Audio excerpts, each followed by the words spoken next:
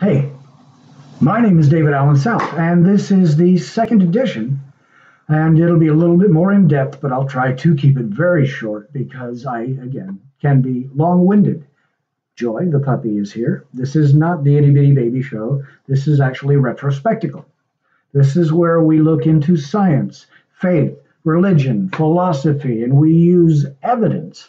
We use history and the different disciplines of science to confirm or refute postulations, assertions, and aspects of people's belief. Okay. Now, when we look at the way that the world was, even though we were told that there was troglodytes and cavemen that had no education and all they had were clubs and sticks and stuff like that, that has not been a pervasive mentality. As a matter of fact, that only came around a little before the time of Darwin. Now, Darwin and his grandfather, got a lot of what they believed from ancient Hindi sources. We'll literally cover that as well. They just used scientific jargon to try and make it appear as if it was true science when it's nothing more than certain aspects of ancient folklore. Now, when the mentality of Christianity drew the world into the Dark Ages, because again, when the Hebrews were in charge of the congregation, they had all things in common. What does that mean? Well, they believed the same thing. They followed the same way. They shared everything that they had, and that meant resources, that meant financial aspects, it meant care, concern, love, compassion. And they were taught to forgive and reconcile. Only if people will not adjust, admit what they did was wrong, and come back to the fold are they to be ejected, rejected, because they're willing to lie, cheat, steal, rape, murder, deceive. Again, the commandments aren't bad. Messiah in chapter 5 of Matthew said he didn't come to destroy or eliminate the Torah. He came to fulfill it.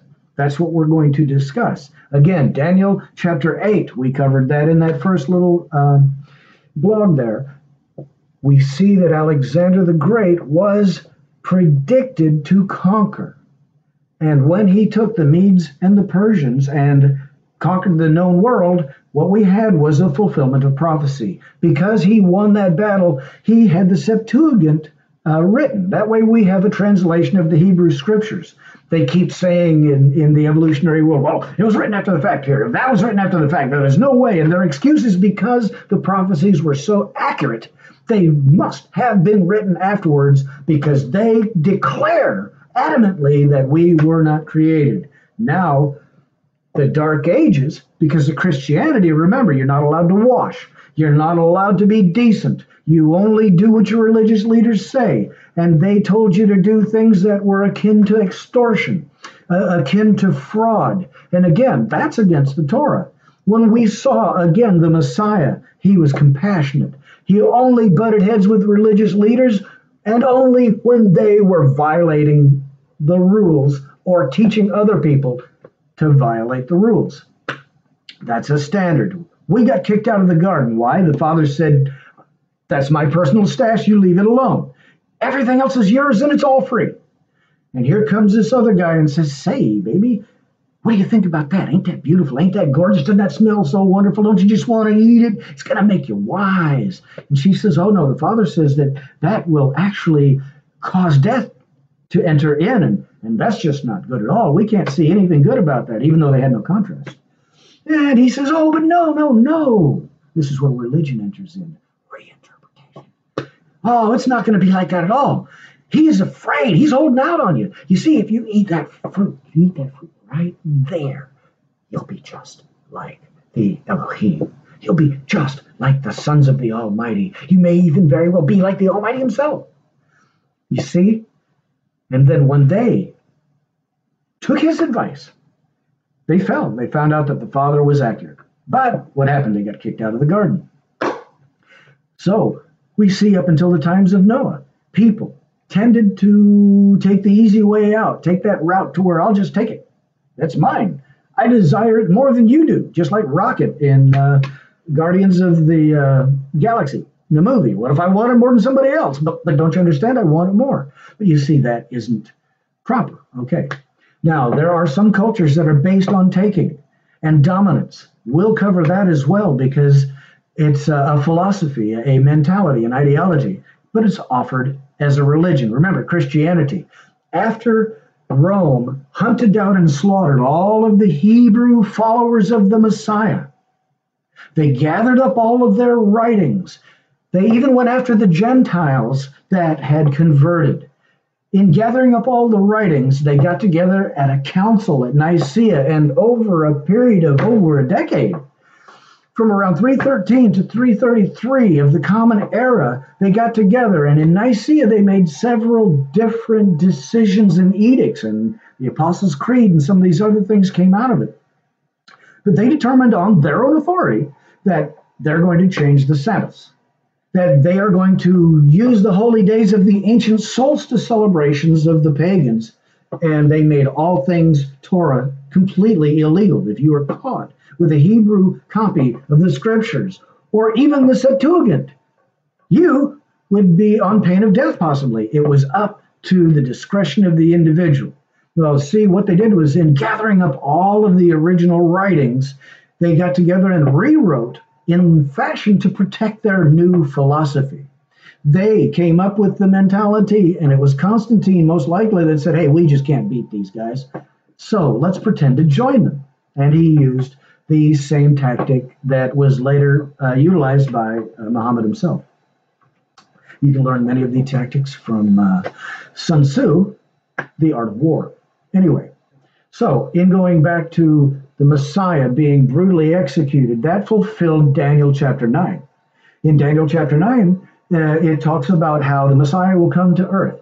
He will be cut off, but not for himself. It says after he's cut off, but not for himself, calling him Messiah the Prince, it says that about a jubilee span of time later, the city and the temple will be destroyed.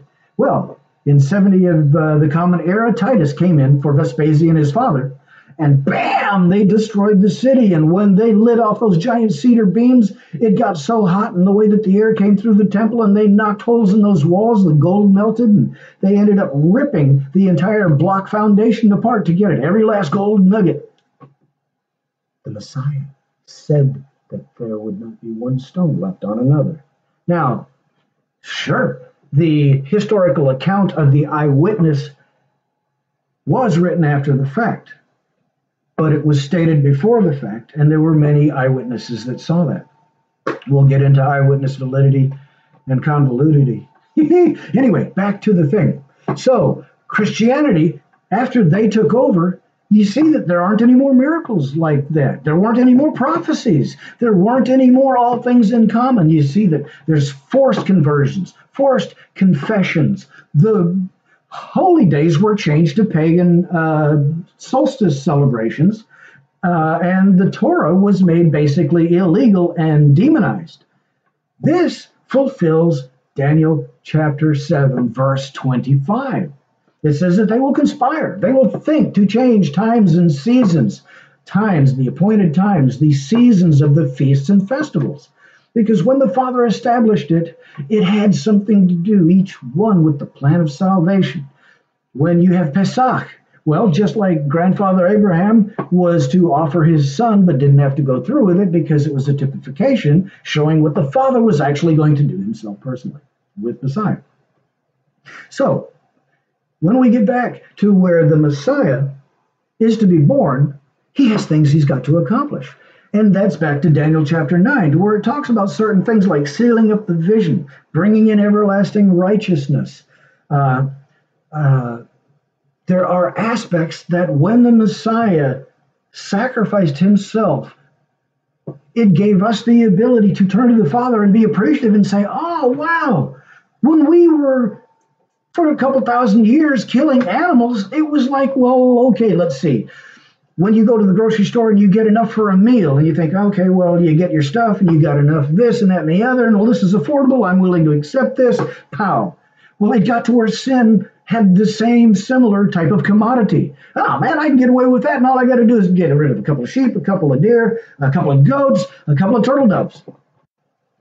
So It's not that much of a sacrifice. They weren't repenting. That's why he said, the blood of goats and sheep and lambs does not please me. Your feasts and festivals are not pleasant to me. Why? Because they were getting together and partying, and they didn't care about doing things the Father's way. And he warned them through Uncle Moshe. He said, if you do not, when you get into the land, follow my rules, there will things that will happen and you will be kicked out of the land. And then how many times did the other prophets say, we will get kicked out of the land, just like Grandma and Grandpa Adam and Eve in the garden, if we choose not to obey and we choose to abuse the rules, we don't deserve to be there. Again, to be in the congregation. Let's look at the Exodus as well.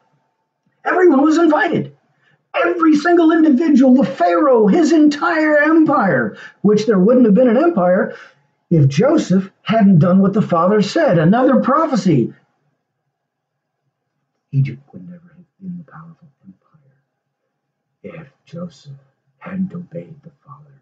And that prophecy literally gave us the setup to where the smallest band of individuals who turned out to be slaves wound up having a deity far more powerful than the king of the most powerful nation and empire at the time.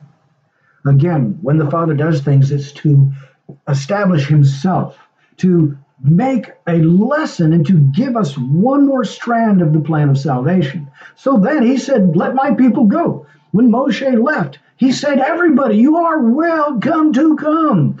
Come and eat the Passover with us. Come accept the Father's love and grace and mercy and provision. We're going to the promised land. And many people came and joined at the Exodus. It says there is one law for the native born and the very same law for the people who join as sojourners. As long as we're willing to honor Torah, as long as the males are circumcised, then everyone was accepted.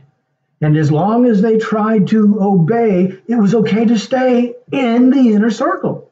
If people wanted to sin, if you want to look at the Cosby issue, walked right in front of Aaron, walked right in front of Moses, this guy was going to be diddled by one of the unbelievers, but he was married or something, and they were just arrogantly walking in front of the highest of high people and letting them know that, well, you just can't stop us. And because they ended up suffering and being killed for it, people think, see, that's really violent. Well, no, that's not fair. They could have packed up their tent. They could have gone outside and they could have lived with the pagans that do that stuff. And their consequences would have been, okay, you stand in front of the Father, you get embarrassed because everybody's life will be shown up on the big screen. Everybody thinks, oh, I'm going to get away with everything or anything. No, nobody gets away with anything. When the Messiah said things spoken in secret will be shouted from the rooftops, things done in the darkness will have the light shone upon it. Nobody gets away with anything. The day of judgment is where the Father puts everything up on the big screen. We're going to see, smell, hear, feel what people went through. And the lesson that comes out of it is, anytime there was suffering, anytime there was pain, anytime there was sorrow, grieving, anything that caused discomfort comes directly or indirectly from somebody breaking Torah. This is the meaning of life. If we didn't lie, cheat, steal, defraud, rape, murder, violently harm or terrorize or intimidate people, we're going to have a perfect society. Torah is the template for the perfect society because we police ourselves.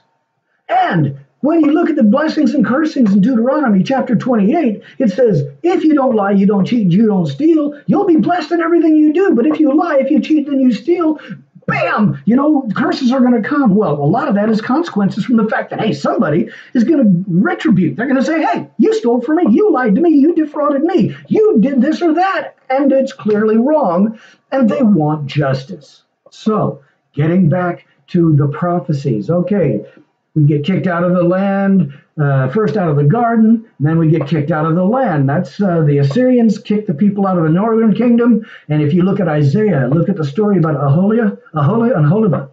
It's the two sisters. They were both unrighteous, and it was talking about Shechem, Samaria, the northern tribes, and they got pulled off by Assyria. They didn't learn their lesson. They didn't adjust. They didn't admit. They didn't adjust. So then the people in Judah, the people of the southern kingdom, they didn't learn their lesson. They didn't repent, but they were arrogant, thinking they were so much better than those up there in Shechem, in Samaria. Oh, but they're not so good as a Samaritan up there, eh? Okay, anyway. So then they get carried off to Babylon. This was prophesied. And when you look at Isaiah, he discusses Cyrus twice, calls him out by name. It says that he will help do the Father's will, and he will help to rebuild the city and the temple. It hadn't been destroyed at that time, and that caused a lot of consternation in Yeshayahu. Isaiah got in trouble because they just pointed, there's the city, right here's the temple. Seems to me, Yeshua, you ain't got it all together. And so they, even though so many things that he had stated came to pass because of that one thing, and boy, I tell you anyway. So when Cyrus took over from Babylon, one of the first things that he did was he wrote an edict to allow Israel to come back to the land. Now that fulfills a Jeremiah prophecy. You see how all this is interacting, and how each time, or many of the times, the Father says, when you see these things come to pass, you will know that I am the Almighty, ever-present Yahuwah, your Savior. Thousands of times he lets us know that he is our Savior. The Messiah is the one who is the sacrifice, who does the offering. He lived a perfect life. He followed Torah in sincere humility to be our example. And then, if you look in Zechariah chapter 3, Yahusha, same name as Joshua, Yahusha, the same name as the Messiah, Yahusha. They were all, and these two were high priests. I guess Joshua would have been considered, well, no, not Levitical high priest. But anyway, the challenge in Zechariah 3 is that Yahusha, the high priest, if he will be diligent to obey everything that the Father commands him, then he will be the peer amongst his peers, and he will be the Father's man to lead. Just like the Messiah in the spirit realm, and of course governing in the physical realm on the other side, looking for that on after the whole redemption thing and after the Father's return. Okay, I said I was going to keep this short. I am not doing a good job. Okay, anyway. So the thing about prophecy, chapter 9 of Daniel tells us about when the Messiah would be born, and it discusses the encapsulation of 49 years after he dies. The city and the temple are destroyed based on different calendars and stuff. That's basically what happened, which also shows that there are no other candidates other than Yahusha, the one called Jesus. But I'm not going to get into that. I promised that I was going to get into how, well, a lot of this, okay, we've seen that there are prophecies.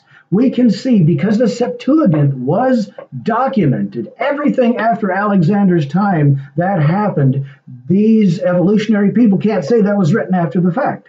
So when we have the Messiah being born at the right time, when we have the Messiah living a perfect life, when we have the Messiah trying to call religious leaders back to righteousness, because that's one of the duties of the common folk as well, to understand and know the standard. When you read the Father, what he said to Moshe when he came down from the mountain, there's a pattern. When you're up, you think of Torah.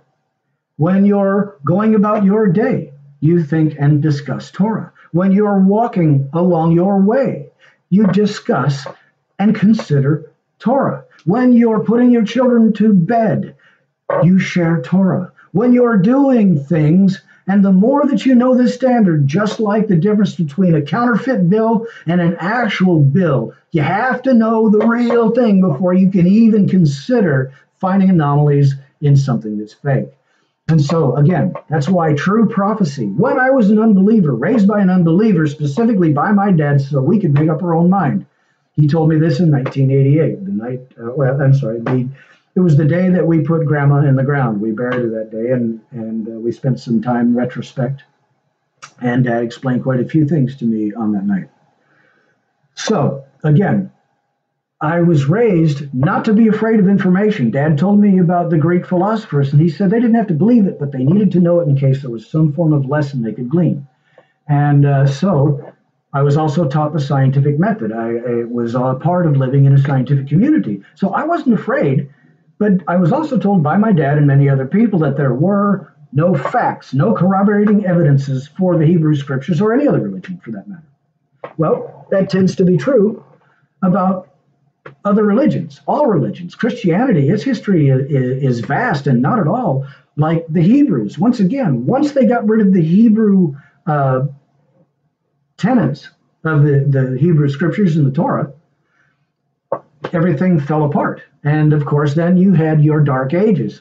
First your Crusades. And it was all about dominance, and there was violence and fighting, and there wasn't repentance, and there wasn't reconciliation, and there wasn't people being humble, and they weren't being willing to share. No, it was all about we'll take what we want, when we want, how we want, because that is not faith. That is religion. That is fighting. Okay. So then down through the ages, we see that the tenets of Christianity was invented. People became more and more corrupt. And now the Templars, the Proto-Templars got together and sent a white man over to Asia. This is where the Muhammad legend comes up. Evidently, this white man, he goes over there and he is supposedly this guy who marries a woman, lives with her, has a great life mooching off of her, doesn't really accomplish much. He's illiterate, he's disrespectful, irresponsible, isn't really that great of an individual. And yet all of a sudden, he somehow has this and that vision and this and that experience.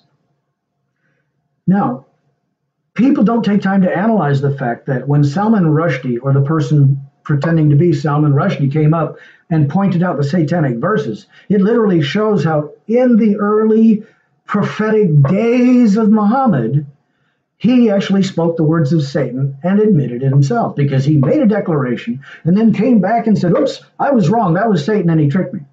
And then he comes back and says, but Allah has fixed me and this and this and the other, and you can trust anything and everything that I say from now on. And he goes on to say that the earth is flat. It sits on a whale. The fly has two wings. One, it's got a disease, but this other one, it's got a cure. That it's okay to drink camel piss. That in fact, it's healthy to drink Muhammad's piss. They had so many different ideas. Like they say that whatever, some guy, they try to assert, some of them try to assert that it's Alexander the Great, but it wasn't. But some great guy went to the ends of the earth and he found that the sun sets in a muddy pool. And Muhammad reiterated this, the setting of the earth on a whale, the earth being flat, the sun setting in a muddy pool. Muhammad demanded and declared these things. Okay, so now you see how Europe and Asia started to work towards going to the Dark Ages, because they were getting further and further away from the light. They were getting into creating more and more legends and more religious tenets. Well, what was it that the Templars were doing? They were using violence. What was it that the jihadis used? They used violence. You'll notice they have the same prayer beads. They run around in robes. They take oaths. They pay dues. It's about extortion. It's about controlling the people, and they control the information. And that's what I was saying. When they got the Hebrew Scriptures and the Septuagint, when they did their retranslating into Latin, that's where they really inculcated all kinds of new things. And you can see in their credos and in their documentation as they were coming up with these edicts, how they literally, by their own authority, decided that they are the representative of the Almighty on earth. Therefore, and they've even said this, that when they make an edict, a decree, when they declare something, the angels and the Father himself have to do what they say. And where did they get that? Obviously, it's not Torah. It isn't scriptural. It isn't honorable. It isn't even lucid. It's insanity. So then we have the Dark Ages. And this is a real long thing. I might have to cut some of that out. But basically, it's now I'm going to get into who actually helped us come out of the Dark Ages. And it was in the time of what they call the Renaissance. But what they mean is people got copies of the translations of the Hebrew Scriptures. And at least they were able to see the parts that weren't cut out showed the Father told us before things happened. It showed how the Father told us to be good, gave us the standard, and even gave us an example to follow, the Messiah. So then we have people. Now we can get over to here. So, pardon me.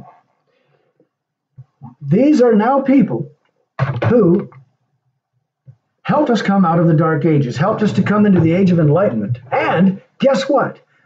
Every single person on the list that I'm about to state not only helped us to establish the foundation of the scientific method, but they were favorable or at least courteous towards the Hebrew scriptures and the idea of a creator.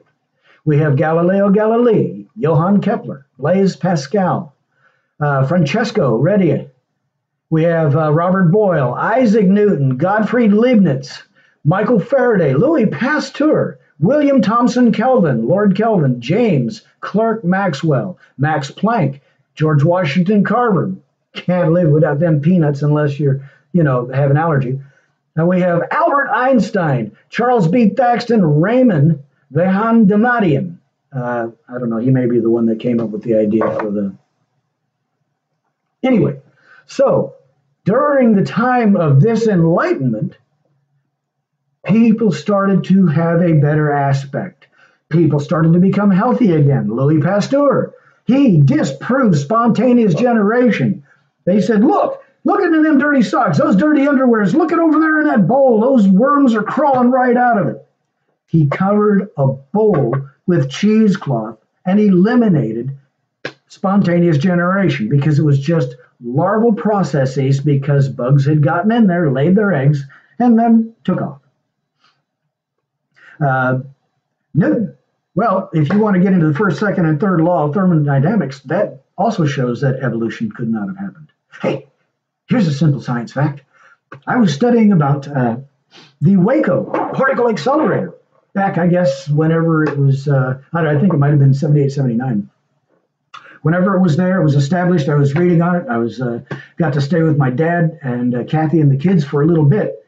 And I had met I knew quite a few engineers from NASA, but this particular individual would allow people to come over, church people or whatever you want to call it. You didn't have to be a believer, but he happened to attend a church, and some of the people from the church went there, as well as other people were invited.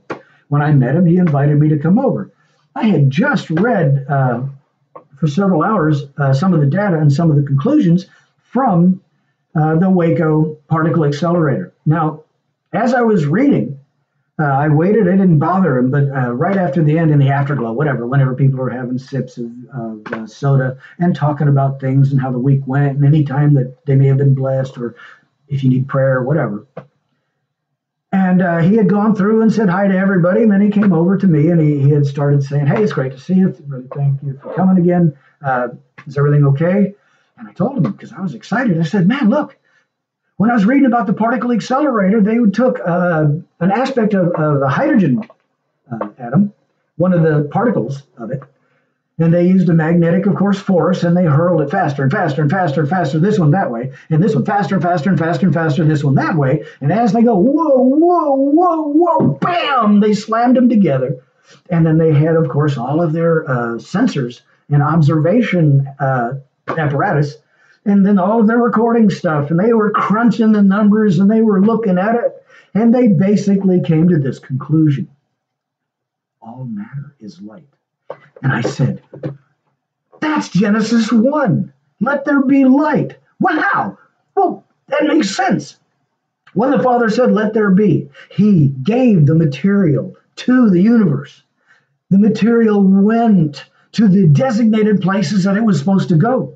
And that which was to coalesce into stars must have had some great affinity that drew them together. And I'm assuming the gravitational and possibly magnetic aspects may have been pits, and black holes may be evidence of something such as that, to where the stars were able to go to their place. And the planets, they could coalesce as they needed to do. And as we see on the Earth didn't come together by being molten. And then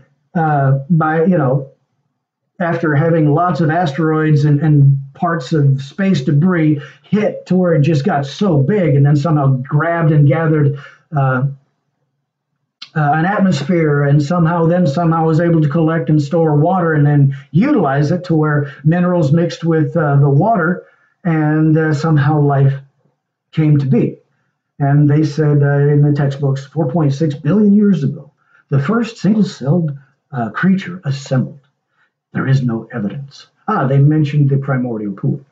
Okay, but they also concluded honestly, wow, the only thing honest was that there was no evidence, because that's the fact. There is no evidence. There is no evidence that any single-celled creature actually put itself together. We have electron microscopes even better than some of the earlier electron microscopes. And anywhere in the world at any time, if they were in fact assembling themselves, you got to know that somehow they have to come up with a way to write DNA.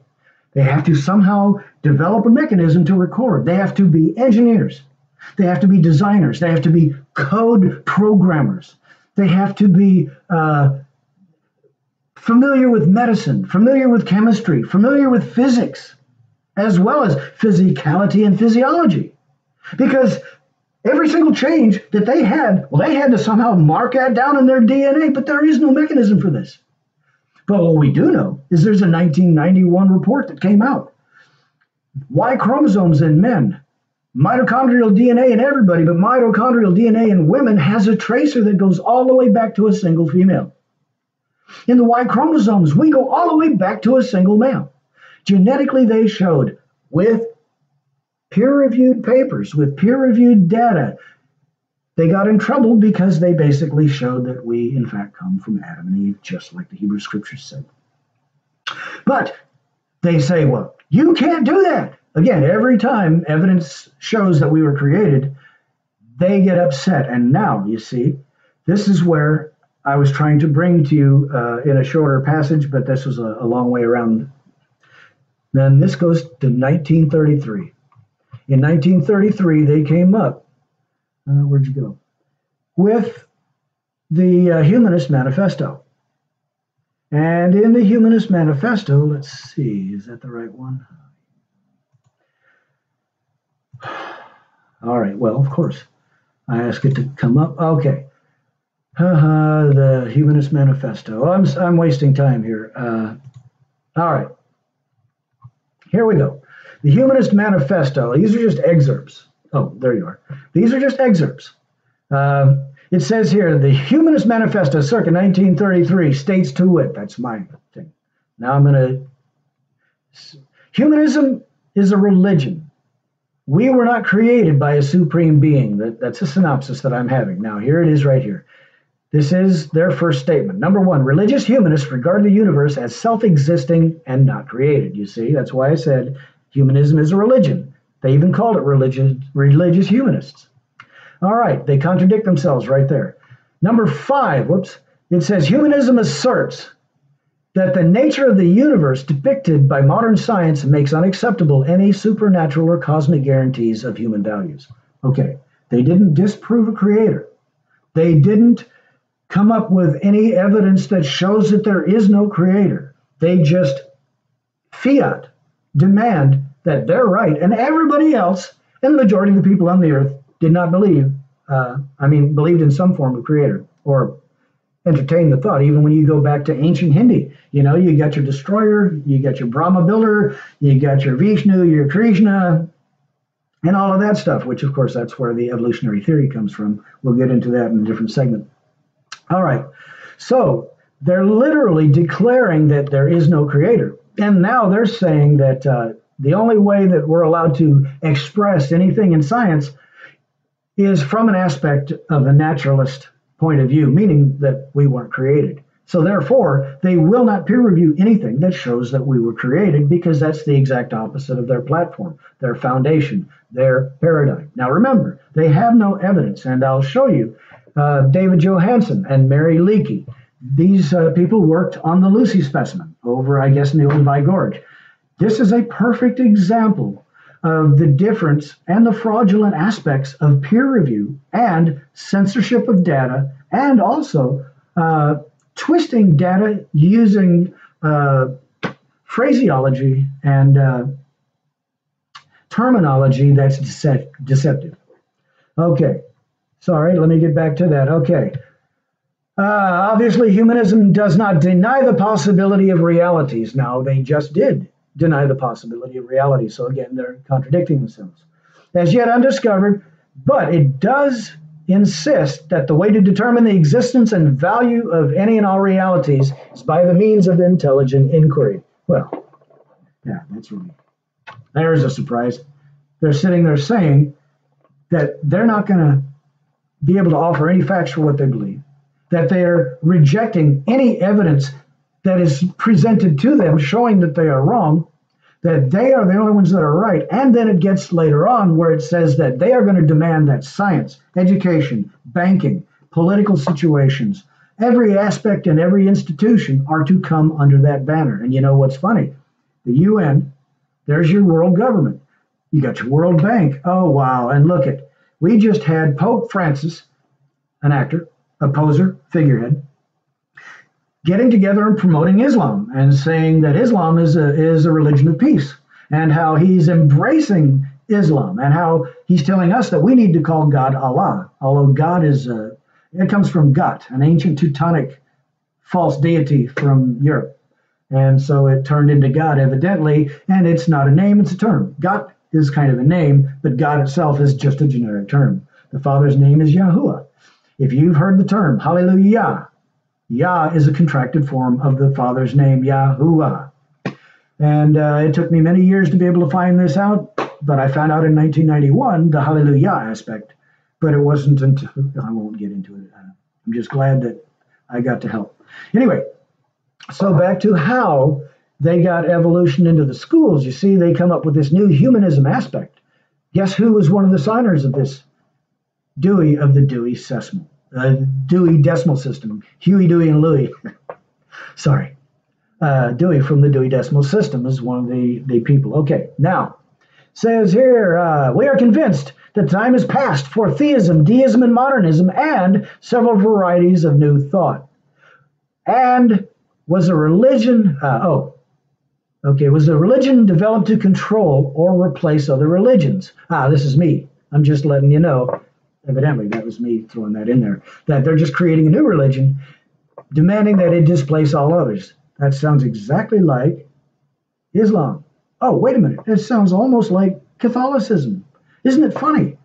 They all, such as the Masons, who are very much part of controlling the this evolutionary group, and then you have your Islamites, and then you have your Catholicites, and all of these groups use violence and force and censorship and intimidation to keep the people under their thumb. And how do they do it? They control the information. What did they do when they were communists and they went and conquered a new area? The first thing they did was they taught evolution. To get anybody that had the mentality of a creator, they had to knock that out. Because if you understand the Father, and as we saw, the followers of the Messiah literally were eyewitnesses of the resurrection. They were tortured to death and they didn't recant. And many people were converted just because. And it's not like a jihadi who says, Allah Akbar and peace be upon Muhammad, the prophet of Allah, and murders somebody because he was told, and this is several scriptures state that unless you murder people who don't believe, you can't get out of hell. Muhammad was asked, who are in heaven? And he said, the religious leaders and the jihadis. And he said it in front of one guy who was eating figs or dates or something, and he went and supposedly, according to the legend, ran into the fray and got himself killed because he wanted to get the 72 virgins. He wanted to get, because life is miserable. Remember, when in the 7th century, you're sitting there and you're out in the desert. You know, you don't go to a place and put all your effort into digging channels and fertilizing plants and doing agriculture and doing farming and ranching and putting effort that's positive. Shoot, no. Just go and raid a caravan and run away. That's, again, a pirate mentality. That's not a religion. That's just instead of using a boat, because later on we'll get into the Barbary pirates, which was, again, Muslims, pirates. taking people's stuff. That's how Islam got banned and restricted back in the 1700s, around 1775, because they were irrational and they could not be reasoned with, according to Thomas Jefferson and some of the other people that tried to ransom back our crafts, our crews, and our cargoes that were kidnapped by them. Anyway, hate religion, but yeah, I love everybody. Each person is a victim. Religion, again, just like back in the garden, it's lies, lies, lies to trick you into violating. And you get so overwhelmed if you don't have the standard. Again, parts of the meaning of life. So what we have here is then, as they were going through this, because this is 1933, well, they had already, around the same time, over in England, in Piltdown, Pierre Chardin, a Jesuit priest, had fashioned a human skull, adhered and stained a ape's jaw, and then put it in the Piltdown quarry and made certain that it was found. And over there they herald, we have evidence that we evolved, here it is, here it is, here it is. Completely fraudulent. They really knew that it was fraudulent, but they used that to say, hey, test case, we need to put this out there before the people. Well, here in America, what we had is the Scopes monkey trial, but what they did was they used a pig's tooth. They knew it was a pig's tooth. They knew it wasn't any evidence of an ancient race of proto-humans, but yet they asserted it anyway. It was illegal to teach evolution in America because the majority of people believed in some form of deity. Many were Christians, many believed in the Hebrew scriptures, and many people helped America prosper because they followed the rules, they were honorable and peaceful and helpful and productive. That's what made America great. Now we got people coming here from these other religious sections and types and paradigms, and they're telling us after they've ruined their land and their nation, they're coming here and telling us how we need to run ours. Even though our way worked, we made the world a better place. We saved the world from world war several times. Of course, we're going to get into how those wars were started by the Masons, the Jesuits, the Muslims, the Mormons, the Templars, the Orientals, Templar Orientists. And again, all coming down to groups of people that take oaths. They pay dues. They have to do what their leaders say, and they are only loyal to their fraternal orders and the fraternal orders that are associated with them, either in public, private, or secret. And this is exactly what it states. If you look at, what was it, Psalms chapter 2, why do the heathens rage and imagine a vain thing against the Father and against his anointed?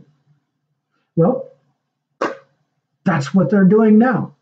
By the end of time, when the Messiah comes and returns, we see it already happening. The world is calling for Israel's punishment. They're calling to allow Muslims to take over every nation, because Muslims were taught in their writings that peace cannot come until every single person is a Muslim. Now, let's look over in Asia.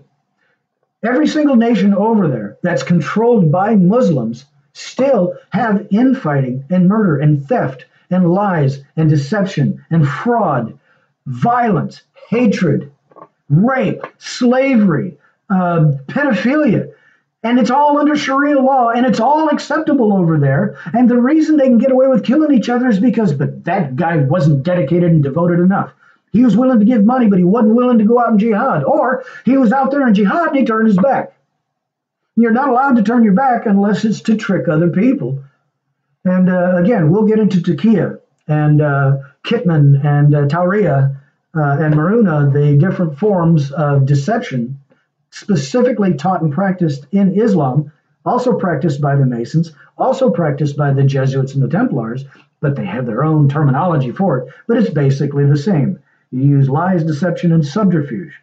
You don't have to admit anything because, you see, since they have infiltrated the courts and since they've infiltrated policies and politicians and politics and governments and industry, they're pretty much protecting each other, which is, again, that's the Masonic oath. That is the Muslim creed. That is the Catholic creed, the Templar creed. that you will do what your leaders say, and you will only favor those of your order and those associated. So, again, now we're coming to the fact that at the Scopes trial, using this tooth of a pig, they conned this guy and said, you will not get in trouble. All you got to do is, you don't even have to teach the class. We'll just come and state that you did, and then we'll get a test case in the courts, and they use that to get their foot in. And one of their examples was, I can't even say example. One of their main data points was it's not fair to have only one view. You gotta have at least two. And so when they were put into a position of authority, they said, oh, can't believe in God. That's done away with. It's not scientific. And they excluded their only competition. And then they made it inadmissible. So let's see what happened. Israel turned their back on the Father. They stopped honoring his word. They stopped following his Torah. They stopped being obedient and trustworthy and faithful in helping those in need, and stopped being for justice to those that couldn't procure it or acquire it for themselves. Similar thing happened in Sodom and Gomorrah, but we'll get into that again some other time. So now what do we have in America? Very similar. 1963, they took prayer to schools. They took the Hebrew scriptures out of prominence and literally started chipping away at it and accusing it of being false. Although in this series, we're obviously seeing that they knew what they were saying and they knew that they were lying. That's the point. They know that they're lying. And we'll get into the Masonics, and we'll get into, really quick. Look up Albert Pike, Morals and Dogma. He discusses how the 30-degree, 31, 32, and 33 degrees all know that they worship Lucifer. But they're never allowed to tell anybody in the lower degrees. Why? Because people have to really be indoctrinated for a long time before they're going to swallow that nasty, stinky fish. So they have to get to where they extort from people, and they get leverage on them, and then they blackmail them. They get people to make their bones. They get people to show their loyalty. Again, talk about a backbone of extortion and blackmail is one of the reasons that they also keep their secrets. So anyway, let me go ahead and get back on point there. Right. So they put evolution in the schools, took creationism out, took every aspect. And made it inadmissible, the scriptures and all of that. Then all of a sudden, the GPA, the gross, GNP, the gross national product started to go down. Murder rates, rape rates, pedophilic rates started skyrocketing. It started getting out of the politicians and the clergy and actually getting into the population more, because more and more people are joining the fraternal orders and they're getting away with it. Again, one of the reasons that there are consequences for sin is because if you don't have consequences, there will be no deterrent. And if there's no deterrent and somebody sees somebody get away with something, then they're going to think, I can do that too, and I can get away with it. And then you have a landslide, it snowballs, and there's just nothing but sorrow for so many people down that road. Again, the meaning of life. So, okay. We also have them putting in Planned Parenthood, which is a system to where they talk kids into having sex and experimenting with homosexuality. If you look at the curriculum, it isn't just encouragement and a challenge, it's a demand. They told them, you can't go 7 minutes without thinking about sex. Psychological indoctrination, and a lie, because people can. Like right now, many of you folks probably haven't thought of doing anything evil this whole time. I don't know how long it's been, but if you haven't had an evil thought, wow, and then just stretch it further and further and further. And it's not that hard. If you're constantly being occupied by doing good, you have less time to do bad. That's Torah. If you're constantly doing that which is good, you don't have to be fighting that which is evil. So now that we've gotten to evolution being in schools, kicking the Hebrew scriptures out, kicking the Ten Commandments out, thefts, murders, robberies, all these different aspects. And they started changing the laws and rules. And now we've got people coming and trying to destroy the Constitution as well. What they want to do is establish Sharia law, because once Sharia law is established, it cannot be gotten rid of, because the leaders cannot be scrutinized. They cannot be accused, because then you sit before a forum of the foreman, and then they talk amongst themselves and say, well, he's one of us, and we're certainly not going to let him get punished. Why do you think so many people don't get justice in DOJ? Because so many of them are affiliated. When they're going to colleges, they're joining similar or the same fraternities.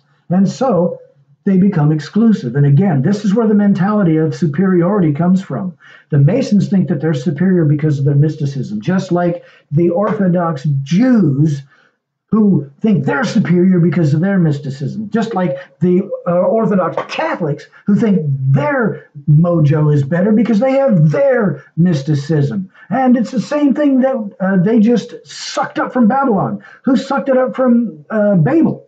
And it's all the same mentality of, I can do whatever I want, but I'll hold you responsible, or I'll let you be punished for what I do, whatever. Anyway, too many rabbit tracks. Okay. So now, somehow something's gone here. Oh, it's, all right. This isn't helping. All right, a cohesive explanation. Oh, man.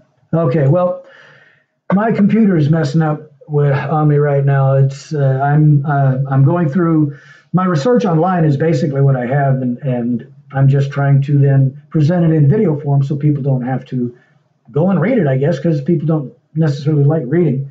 And normally I would take video clips and all of that, and a lot of this information is confirmed by PhDs and higher, and also experts of their fields. Okay, I promised you I'd talk about archaeology and confirmation. There are the Ica stones. There is the Laetoli footprints. When you look at the Lucy 470, for example, they say, oh, it's around 40%, and it's evidence of evolution of the past. But you see, the thing is, there were many apes buried where they found this creature.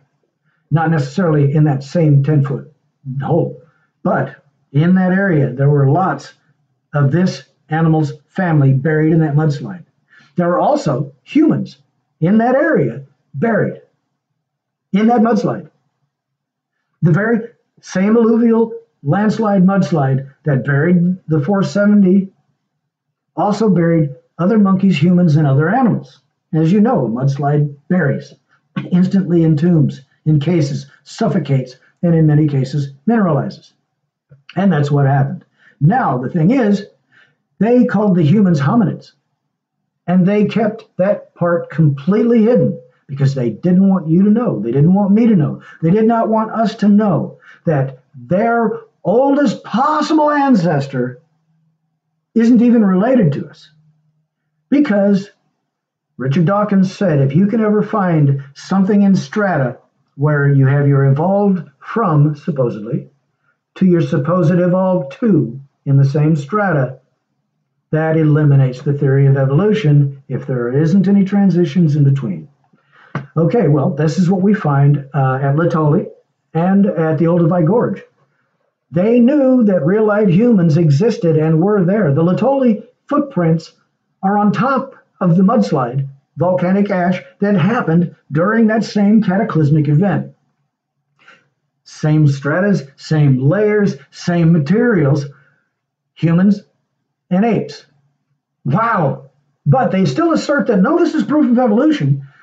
The thing is, in 1991, again, back to the Y chromosome and the mitochondrial DNA. Mammals have mitochondrial DNA. Apes go back to apes. Monkeys go back to monkeys. Tarsiers go back to tarsiers. Lizards go back to, lizards. I don't know about the lizards and reptiles and mitochondria as far as that there. I'll have to look into that. I only know about mammals right now. And since mammals have mitochondria for the most part, that from what I've read, that means that they too have tracers that go back, showing clearly we were created. Why did they not come and tell us, hey, look at this. This shows evidence that we may have been created. Maybe we should rethink things. No, they didn't. They hide it. They actually punish these people. And then they go out and say, well, you can't say that's Adam and Eve. You can just say it's the mitochondrial Eve because they were not living at the same time. Okay, think about how stupid that is. How utterly stupid that somehow the very first man and the very first woman, the only way that humans could ever be born somehow, now remember, they had to evolve from a single-celled creature who ripped itself in half. I don't know when it would decide, I think I want to rip myself in half. And remember, you have to redo your entire DNA thing too. So you got to be able to come up with equipment to be able to disassemble, duplicate, and then rip yourself in half and somehow heal, and hoping that the other half is going to heal as well. You know, and it's like, okay. And then later on down hundreds and millions of years, and all of a sudden it decides, one of them, hey, I'm just sick and tired of ripping myself in half. I'm going to find somebody else who's willing to do all the work. And they got to be the guys, and then the women had to do all the work. Yeah, how could you find somebody compatible? Because, first of all, you got to work out all the male junk. They got to work out all the female junk. Again, every bit of evolution is insanity. There is no logic, no reason. But they try to use logic and reason that what they believe is true, even though many know that it's not true. But a lot of people are lost in the waves of myriads of information because, you see, they've learned to say the same thing over and over and get myriads of people saying the same thing over and over to overwhelm people. There's so much evidence, but we don't have access to it. They don't come to us and say, hey, we know for a fact Daniel 8 was shown to Alexander the Great before he conquered Darius. They don't come and tell you that. They say that's not true, even though we've already shown that they're lying and that is true. So again, go online and look up videos. Pope and cardinals call on Lucifer in their masses. And you'll see they call upon Lucifer. Again, look up Albert Pike. Look up the video that says, Albert Pike, the three wars. We will use Islam to destroy the West. And he literally, in his writings, discusses the conflicts that lead to the world wars, the established tiers of the three world wars, and how they're going to use that to bring the one world order into phase. And when you see that it literally follows precisely. And so look up Manly P. Hall and, of course, Albert Pike, and they admit that they worship Lucifer, but the upper levels are only allowed to know and the others are not allowed to. Again, the same thing in the Jesuits and the Templars. You got so many precious people on the bottom, but the people at the top are the ones that live in luxury and live off the booty and are protected from scrutiny and tell all these people what they have to do, or they suffer the consequences. I mean, the people do, because they're ivory towers that are protected. See, that's religion, manipulation, feeding off of the sheep instead of feeding the sheep, which is what I'm trying to do with these long-winded seminars. And again, I apologize for this being so long. I may, in fact, cut it short into little segments, which make it far more palatable. Okay, so when we look at the scriptures, the Messiah in the model prayer, Our Father who art in heaven, hallowed be thy name, your kingdom come, your will be done on earth as it is in heaven. Give us this day our daily bread. Lead us not into temptation. Help us to forgive those that trespass against us. Forgive us as we trespass. Yours is the kingdom, the glory, the power forever and ever. And then they slipped an amen in there. And everybody just goes blank. And for some reason, they don't keep reading. But it all comes, I'm sorry, poor baby. But it all comes down to the phrase after the model prayer. He says, for if you do not forgive those who trespass against you, the Father above will not forgive you your trespasses. Well, no religion has that. but yet the Hebrew faith, the congregation of Israel, that is the standard template. And we saw that the Messiah forgave the people that were literally falsely accusing him, set him up in a kangaroo court, and then brutally murdered him. But it was all part of the plan of salvation, because as Simon Peter said, these people longed for the Messiah. They really wanted him. They would have never put him to death. But they got tricked over the oral law. And again, religion entered in. Moses came down with the tablets and with the Torah and with the tenets that was going to bind them in a perfect society. But down through the ages, mysticism entered in, and they came up with what some consider now the Talmud, cogitations, where they basically say, oh no, there are several different tiers of information, and we need the mysticism mentality to help us figure out these higher levels of thought and understanding. Well, that's interesting. The Father gave us higher levels of thought and comprehension by giving us righteousness, giving us technology, giving us humility and responsibility, so that we can go out and produce and make the world a better place and find ways of making more food for less effort and ways of being able to share more for less resource output. And again, we have the ability, we're just not allowed to utilize it. Quick caveat. I worked in agriculture several years. We were a co-op. Our charter was only to help poor farmers. But we didn't help poor farmers because they couldn't afford it. The rich people would come in, lay down $500,000 here, a couple million there, and they would get it for 35 cents on the dollar.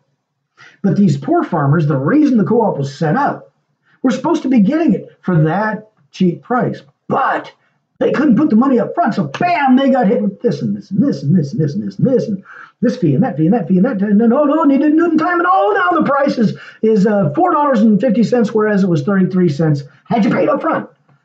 And I found out that they were paying asshole rich farmers not to plant. I found out that they had bins with trillions of tons, well, billions of tons, millions of tons, whatever, rotting, so that they could keep the available amount of food restricted so that they could constantly bring prices up. Again, using fraud and advertising. Unhealthy fillers and poisons and chemicals in the foods and drinks and the pollution and all of this stuff. Fukushima, nuclear testing, Chernobyl, wormwood has hit upon the earth. Over 1/3 of the trees all over the earth have already been knocked down, burned up, or utilized for building homes and structures, or just burned up from, forest fires and things like that. Many of the animals in the Pacific Ocean are dead thanks to Fukushima. A lot of the animals, there's a lot of diseases and stuff from Chernobyl, and a lot of death and disease. I know because I worked with FEMA and Oli and FEMA's dad, her husband, who was a cleanup individual at Chernobyl for a while before he moved to, Israel. I got to spend time with him and his family, and in studying Chernobyl since then, there is still weirdness and a massive amount of nuclear contamination there. When you study the plumes of all of these 3 Mile Island again, and the nuclear testing, what we've done is pretty much poisoned the planet, but we've also screwed up the atmosphere. If you look up the HAARP projects from DARPA, government organizations with these massive microwave arrays on different frequency levels, utilizing different frequency patterns to be able to manipulate the weather to cause high pressure zones, low pressure zones, which are driving, maintaining, and or killing storms at their whim, calling energy from the sky, just like it said in the scriptures, pillars of fire and columns of smoke. Well, nuclear bombs, that kind of looks like a pillar of fire and a column of smoke, doesn't it? Now, talk about a true prophet.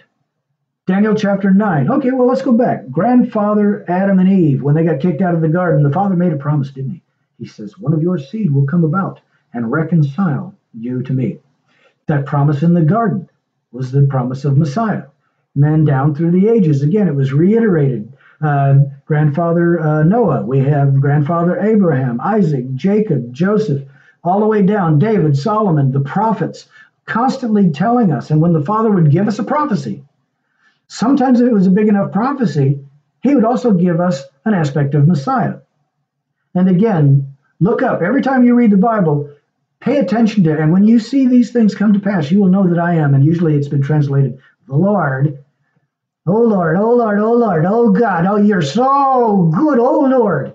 But it actually is a replacement for the Tetragrammaton, Yud-He, Vav-He, Yahuwah, or Yahuwah, Iwi. The closest I can get, because of Hallelujah, is Yahuwah. And Yahusha, the name of the Messiah, it wasn't Jesus. Jesus comes from Izus. Izus is the name of one of the city-states that was conquered by Alexander the Great on his way down before he went to go see Daniel chapter 8. After Izus, he came down, and there was a couple other places, and then he hit Tyre, and then Sidon, and Lebanon, and Syria, and went down and got Gaza, even went down and kicked butt on Egypt. So anyway, he saw Daniel chapter 8, this, that, and the other. Oh, and so then Dan, of course, has been dead for some time. But when Alexander the Great conquered Medo-Persia, he basically had the Septuagint made. I know I've said that several times. Because we have that, we have a documentation. We have evidence of the validity of the Hebrew Scriptures. Again, he tells us the end from the beginning. Isaiah 46:10, in Isaiah 45, he also tells us that he specifically lets us know events before they happen so that we will know that he is the Almighty, the ever-present one. He says he creates light, he creates evil. He does all these things. He created evil because he needed a contrast. When you have a kid, you're trying to raise that kid.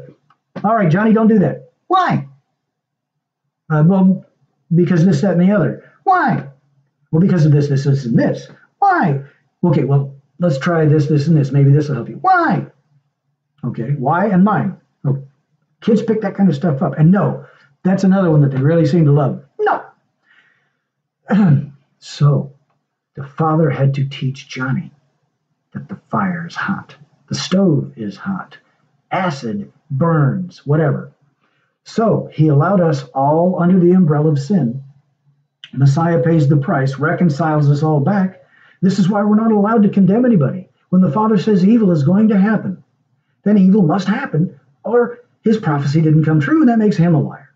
And what does that evil do? That evil is people violating Torah, causing problems, and that in itself causing sorrow and horror and pain and suffering and death and disease for the others. And so that when he pushes rewind and play on the day of judgment, we will see the results, and we'll know why he gave us Torah in the first place. He will know because he will have his Torah written on our hearts. We will know why we're not to lie, cheat, steal, rape, murder, deceive, defraud, because there's nothing good that comes of it for the victim, to be certain.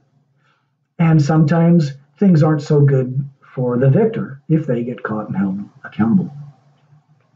So on the day of judgment, we will see that the Father was right. We will see the universe. Remember, he spoke the universe into existence.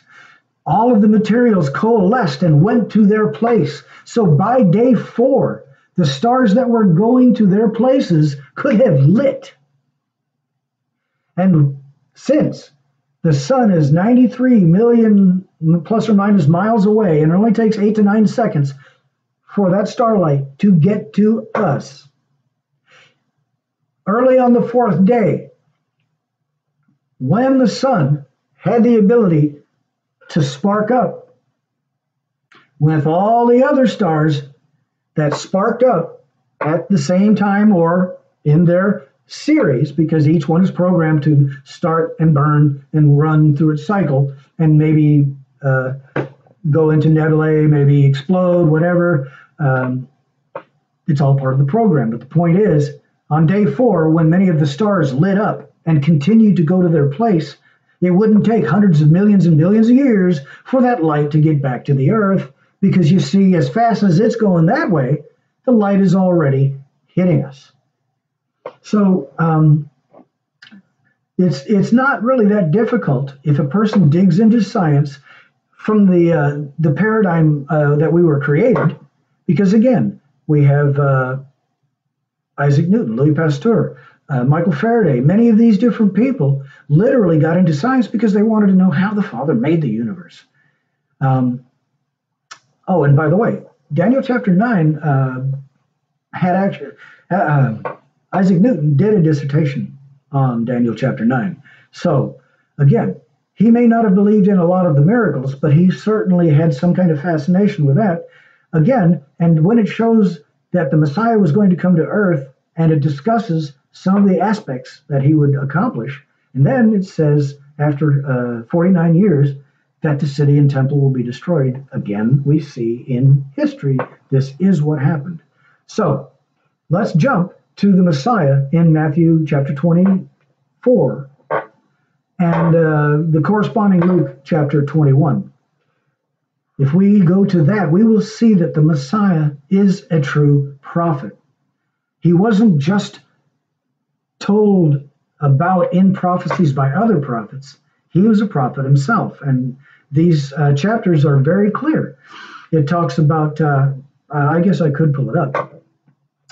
It talks about wars and rumors of wars, nations rising against nations. It talks about diseases and famines and droughts, earthquakes, if I hadn't mentioned that. Radically ridiculous storms, I think, in some places. Or that actually may be in Revelation or in Ezekiel, some of the other prophets. Again, there's so many prophets, it's hard to know and remember everything.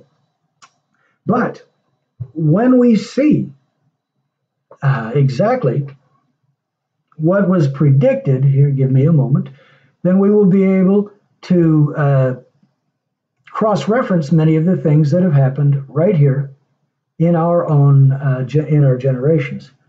Luke 21, here we go. That's not far enough. And, all right. He says, of a truth I say to you. Oh, the widow's mite, okay. She gave more than all of the rich people, and she only had a tenth of a penny. She gave everything she had. Take heed that you be not deceived, for many will come in my name, saying that I am the Messiah, and that the time draws near. But don't go after them. When you shall hear of wars, commotions, be not terrified, for these things must come to pass, but the end is not there yet. Nation will rise against nation and kingdom against kingdom. We have communism. We have nationalism. We have socialism. We have Islam. We have Catholicism. We have imperialism. And each one is beating the hell out of the others.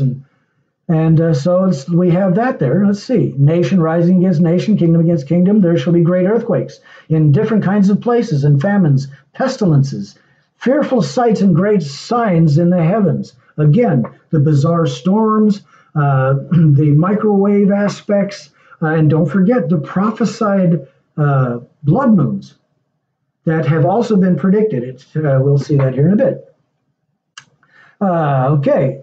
It says, and before all these things, they shall lay hands on you and persecute you, delivering you up to the synagogues, into prisons, being brought before kings and rulers for my name's sake. That's what's going on now. All of a sudden, white folk, Christians, and Hebrews, especially Messianic Hebrews, are being demonized and targeted.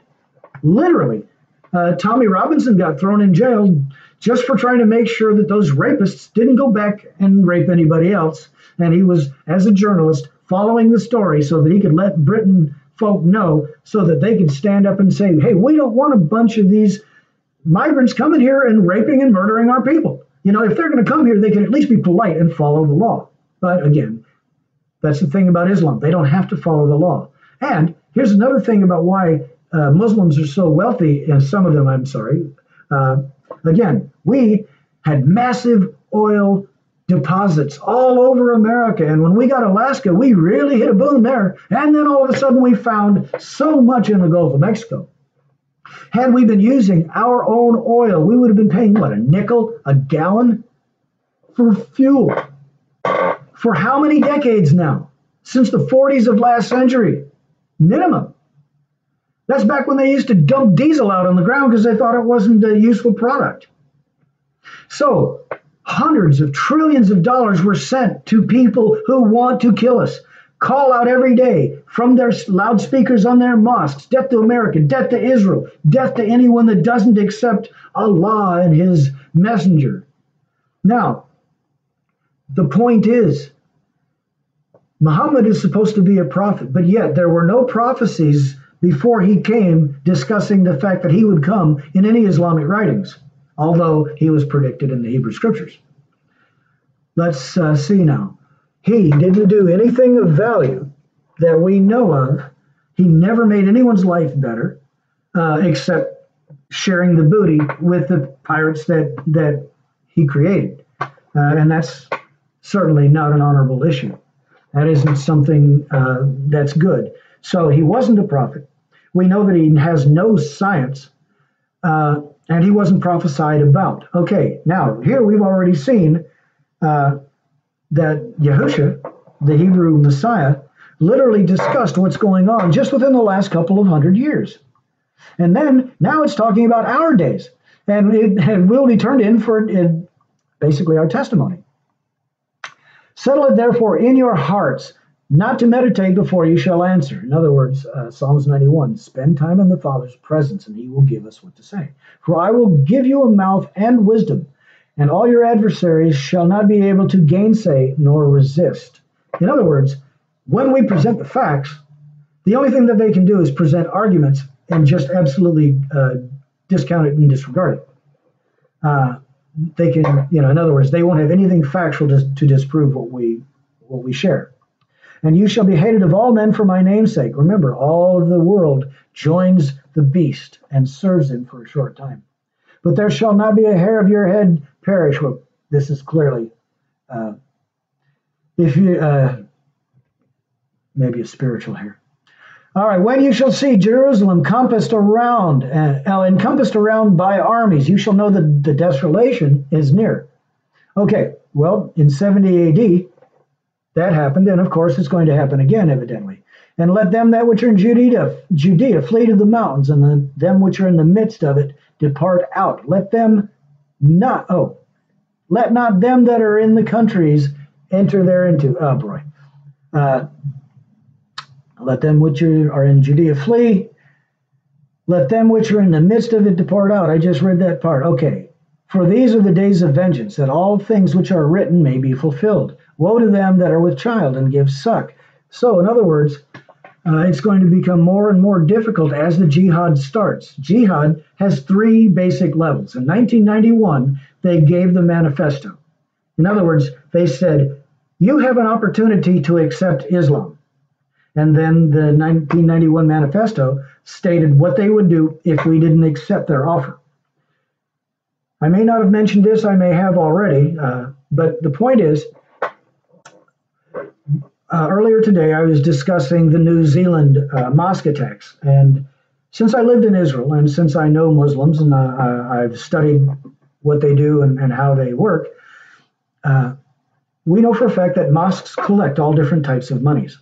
They have massive money caches in those places. And guess what? They have armed guards, and they have weapons caches as well.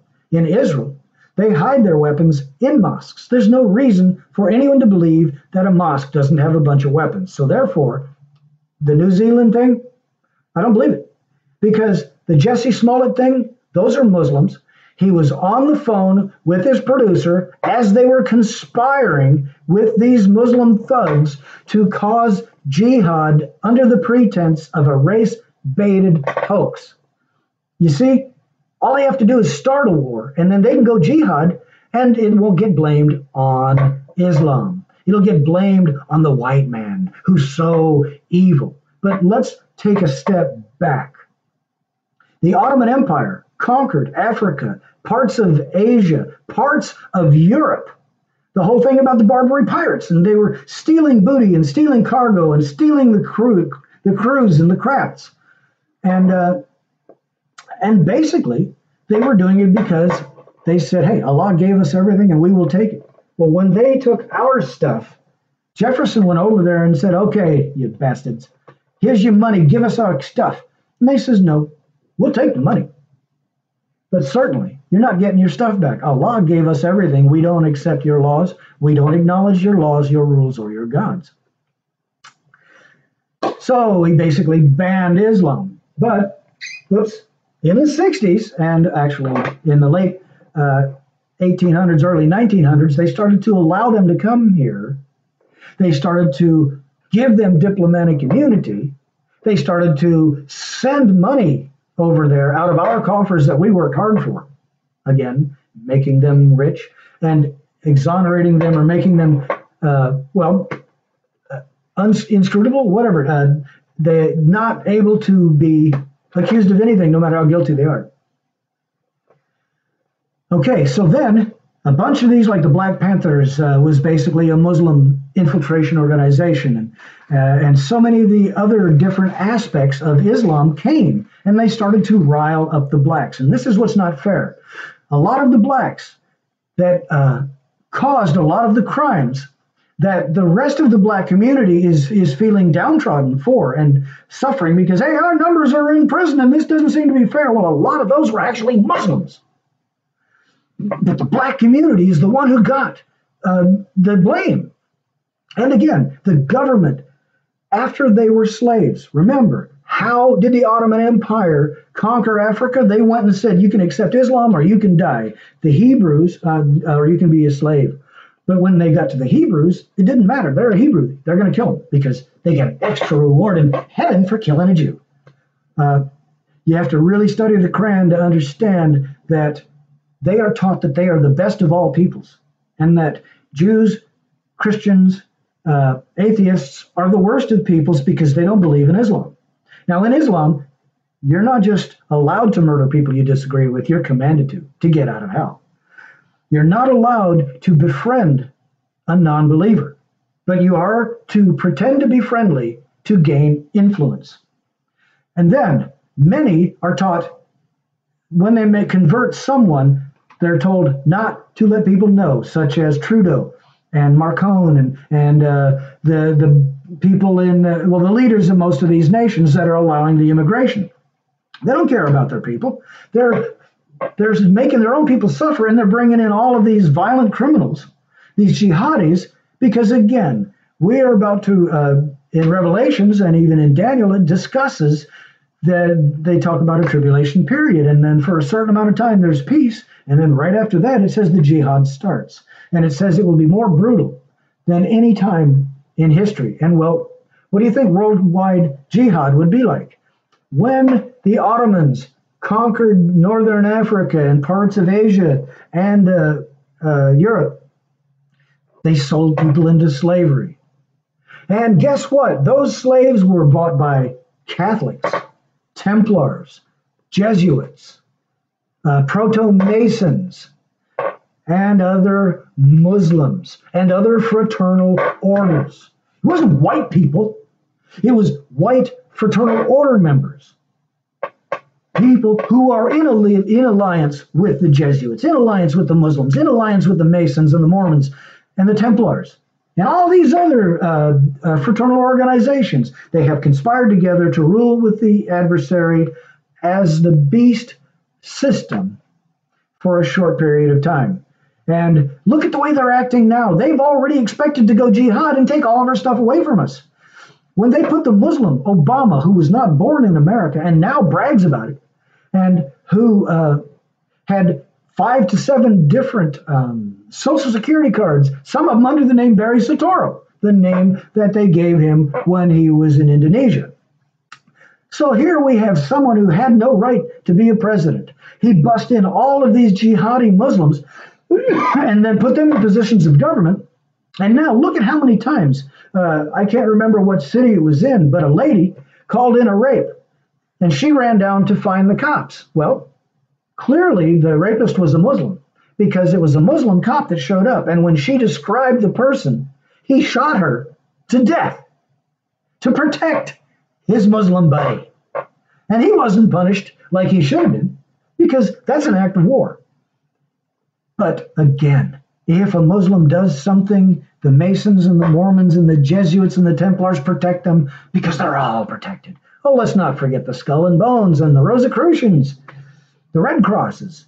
Anyway, again, these were all of the groups together. Remember, Tilliard from Piltdown, the Jesuit hoaxer that brought evolution to England, by pretense.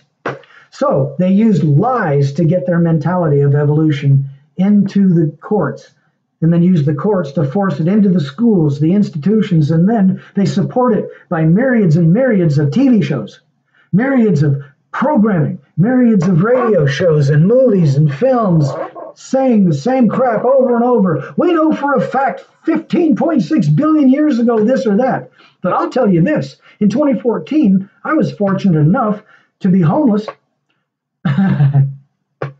but going to a community college, living off of financial aid. Well, in 2014, for a while, I actually did have a place, and I was living in a trailer in a guy's yard. It was really quite amazing.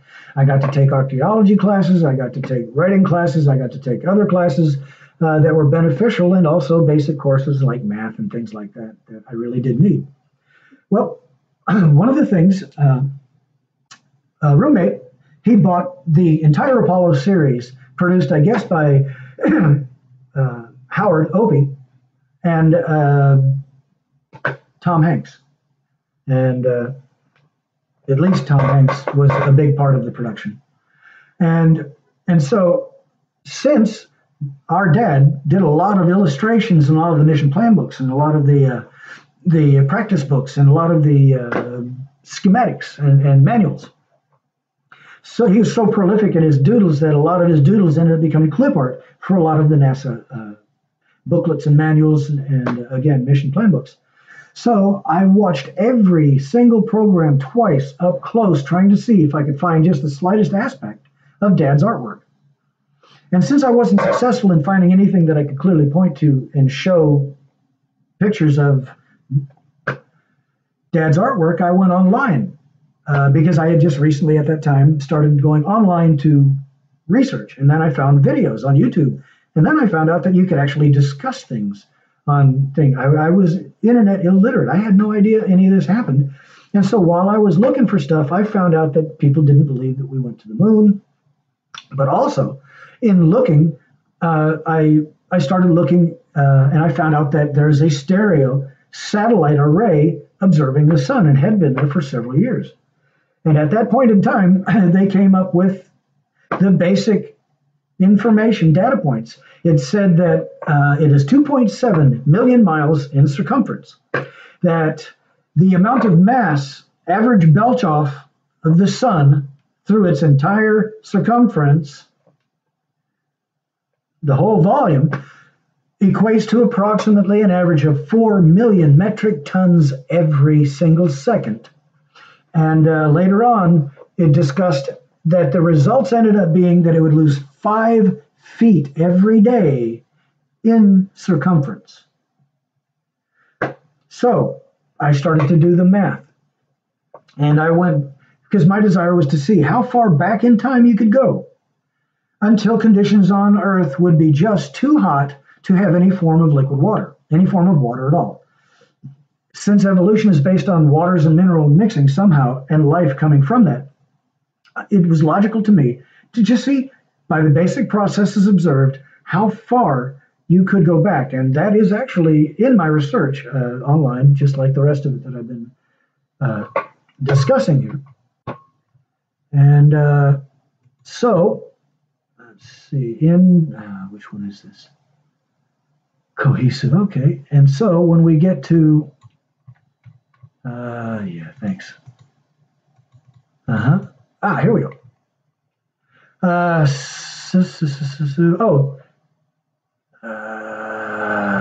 Well, here we go. I'm just going to go ahead and give you the numbers. I'm wasting time here. This is, oh, it's not even showing up. Oh, you've got to be kidding me. Oh, no way. It's not, oh, man. Oh, it's not here. It didn't. Oh, you've got to be kidding me. Okay, this is ridiculous. Okay. Well, that's just ridiculous. Okay. Well, okay, so anyway. Okay, I'm going to go online and I'll find it. I'll just kind of shoot the breeze. I got to bring up the internet. Okay, so anyway, losing 5 feet a day comes to 1,827 some odd feet a year. That comes to just over 1/3 of a mile every single year. So that means every 3 years you go back in time, the sun should regain a minimum of 1 mile. So every 3 units you go back, you get 1 unit. Every 3 years you go back, you get 1 mile. So every 3 million years you go back, you get 1,000,000 miles. Every 300 million years you go back in time, you get 100 million miles minimum regained circumference. So 2.7 million miles measured and displayed and documented in 2014. I went back 1 million years. I went back 10 million years. I went back 65 million years. And I went back 1 billion years. 65 million years, and it will already be over 25 million miles in circumference. It's only 2.7 now.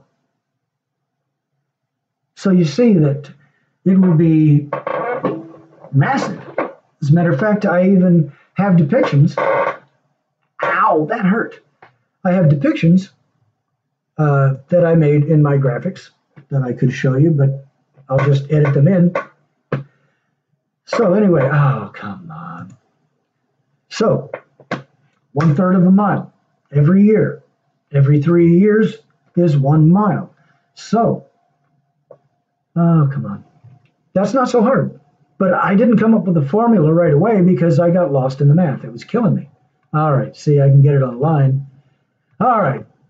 So 1 second is 4 million metric tons. 1 minute is 240 million metric tons. That's 1 minute. Every minute, 240 million metric tons are blown off of the surface of the sun. In 65 million years, it is an 8 and a 2, 0, 8, 3, 4, 5, 6, and then 3, 6, 9, 12, 15, 18, 21 zeros. I can't even express that. All right, so at 5 feet circumference loss, that comes to 827 feet.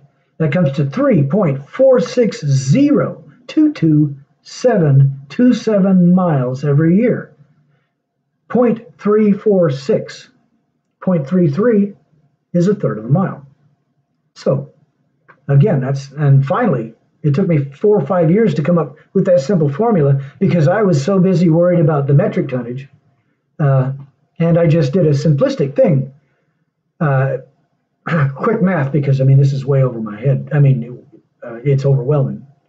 So anyway, also look up Signature in the Cell by Dr. Stephen Meyer.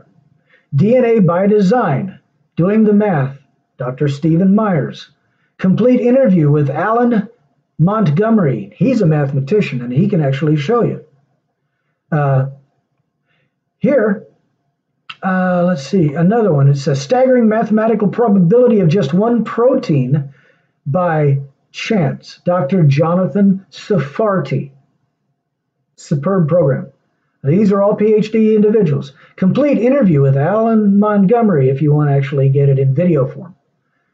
Okay, look up Coral Reefs, Dr. Robert Carter. He was the one who has several different lectures on mitochondrial Eve. He's a geneticist and he discusses aspects of it. And literally, not just a PhD, but he's also accomplished things like taking bioluminescence and turning neons into glowing fish or whatever. 10 Misconceptions About the Geologic Column by Stephen A. Austin, PhD. I cut my teeth reading a lot of his material. If you want to hear about the facts about the peer review process, look at the Grand Experiments, parts 1, 2, and 3. This is, look up Evolution, the Grand Experiment. I believe his name is Jerry Bergman. Let me see if I can find that for you. And hey, did you know? I forgot about this. Look up T-Rex bone blood, not 70 million years old. It wasn't completely fossilized leg, and it actually had blood corpuscles and soft tissue. A lot of the animal was fossilized, but not this particular part. And everybody knows that we've been taught that DNA can't last outside the body for very long. Therefore, millions and billions of years, you would be dead. All right. There's quite a bit on just that right there. All right, well, I'm going to have to, can't leave until I let you know about Dr. Carl Bogg, Dr. Don Patton. Again, remember I told you about the excavation at Jericho. Dr. Don Patton. He literally has several excellent lectures showing that when Kathleen Kenyon, an evolutionary scientist, was made famous, she went there. She refused to use the Hebrew scriptures as a template and only went there to try and assert that Israel wasn't there. That's not science, that's religion. And her religion, she was pushing her religion of evolution. She came up with this argument or excuse. She said, Israel was not there. They did not destroy Jericho at the time asserted in the Hebrew scriptures. Therefore, the Hebrew scriptures are false. And she got many accolades. They got really excited and gave her raises and bonuses and promotions. And they heralded her as a great bastion of science and all of this stuff. And then a couple of sincere, honorable scientists went in, didn't allow that presupposition at all, and literally read the scriptures, used a little bit of analysis and reasoning, and decided that maybe digging in the area where the poor folk and the slaves lived, where there's not going to be any artifacts because they can't afford it, there's just going to be garbage and refuse. They said, why don't we go to the rich parts of the neighborhoods? And they excavated there, and the artifacts from Cyprus were found again. Her excuse was she didn't find any Cypriot art. Therefore, she was incompetent because she didn't do her job. But she asserted by her falsely given authority that she was right and everybody else was wrong. Now, let's go to Mary Leakey for a second. That, again, Dr. Don Patton, Jericho, uncovered, or you'll be able to find it. If you want to talk about dinosaurs, dinosaurs lived contemporaneously with humans. There are several different bits of evidence for this, but the greatest is in the Paluxy River Valley near Glen Rose, Texas. They literally have pathways. There was a flood in the 40s, and it uncovered part of a river and showed these tracks, and they turned out to be dinosaur tracks. Well, later on, they looked and they found out that, well, wow, there are human footprints and what appear to be domestic animals and wild animals all going through this pathway, and then their footprints got fossilized after the mud hardened, and then later mudslides covered them up and preserved them, so that in the 40s, when that flood just hit enough to where it only took the sediment down to these specific footprints, showing that some of them, like the rivers going this way, some of them came across this way, some of them this way, some of them came up, followed down for a while, and went in different places. Now, what Dr. Carl Bogg, B-A-U-G-H, decided to do was get a team and to carefully, the ones that went straight across the river or meandered and out, and they came from, joined, and then went out. So they started to dig where the footprints went to see if they were authentic. They were careful. They documented it with photographs, with films, and all of the regular lining up and kind of doing the GPS thing and all of that, and your stratification and your layer differentials and all of the math, so that things could be found in situ or in the situation that they were buried. That's my assumption. I don't know if that's true. That's my assumption. Anyway, so when they cleared it away, the pathway continued to have these same footprints, verifying that they weren't etched, they weren't engraved, and the delt print was literally put in a CAT scan. And when they gave it a CAT scan, it showed the dinosaur footprint and the man's footprint over the dinosaur's footprint, like this, and well, something small. All right, here we go. Here's the dinosaur's footprint, and here was the man's footprint. The kind of like that, So, but anyway, the CAT scan showed whenever you walk in the mud, it will compress. And so these pressure zones are a form of displacement. It squeezes the stuff out, and it changes the density, because the stuff that is compressed will have a greater density than the stuff that is pushed aside and out of the way. And so when they discovered the delt print and they had it CAT scanned, it literally showed that it wasn't etched out, because the density would remain the same, and then you would just have a carved out artwork. But the thing is, because of the displacement density confirmation, it shows that a dinosaur was there, left his footprint, and as the humans were cruising along in the mud, this guy stepped on that particular footprint as well.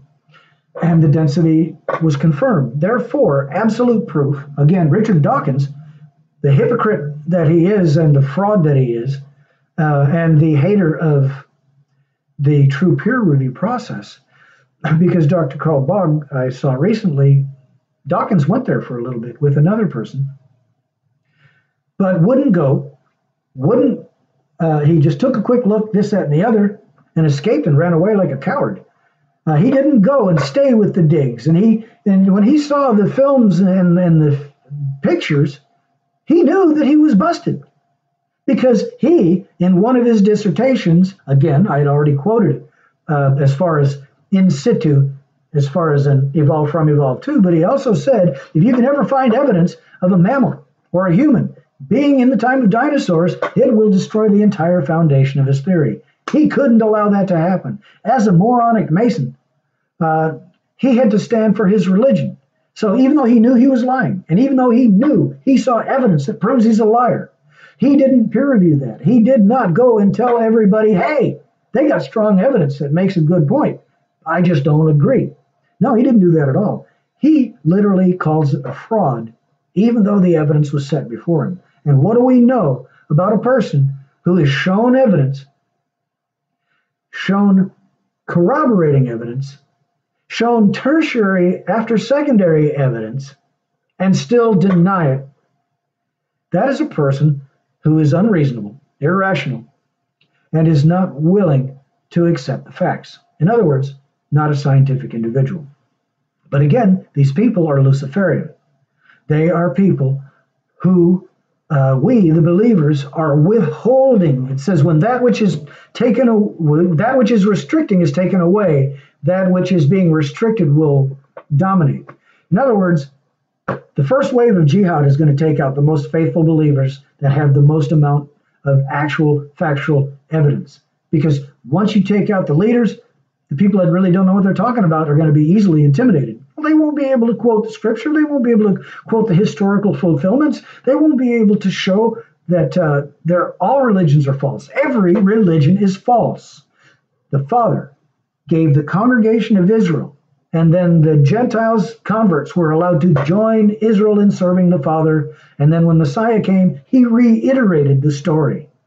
He said, everyone will join the congregation of Israel. The Gentiles will join Israel. They will follow the Messiah and serve the Father. But we have Christianity coming in, and again, I've already been through the way that they morphed and created their religion and then forced it on other people, showing that they're not the true congregation. Especially since they hate the true congregation. They fight against the true congregation. And who's in charge in Israel? You have Catholics.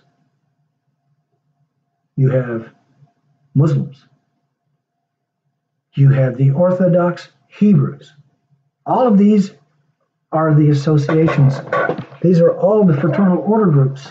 These are all those that are lost in mysticism.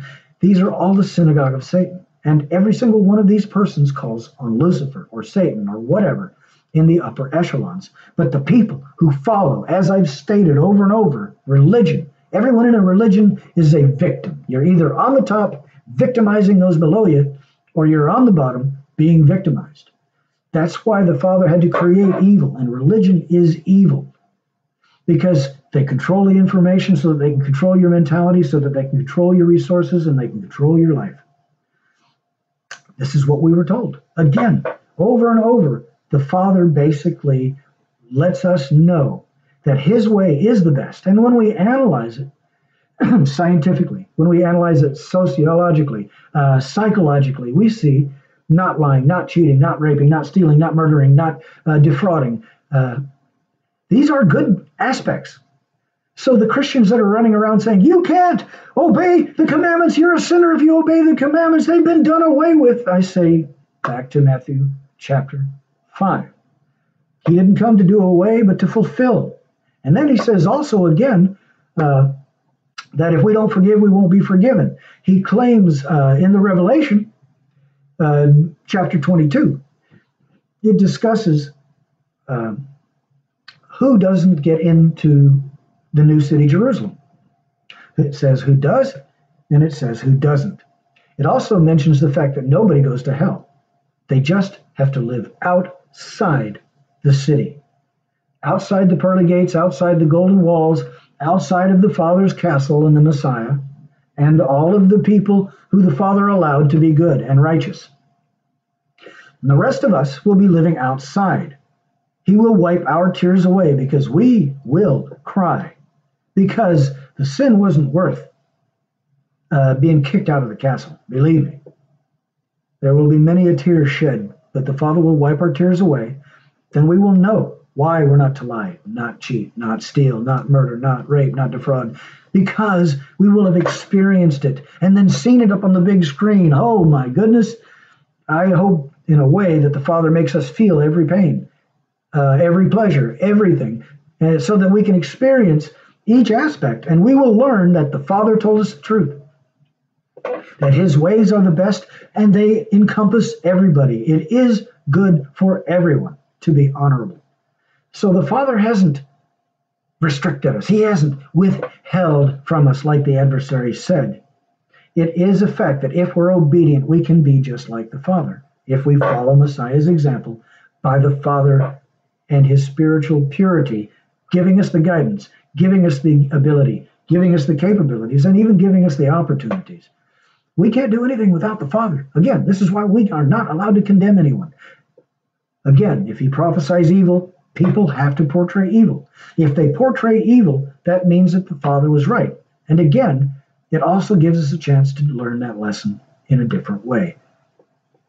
So we know that we can trust the Father's word. When he tells us something, we can be under the impression that that is a solid bit of information. But we have to verify if in fact that it was the Father that said that. I was raised atheist by Dad, as I started in the beginning.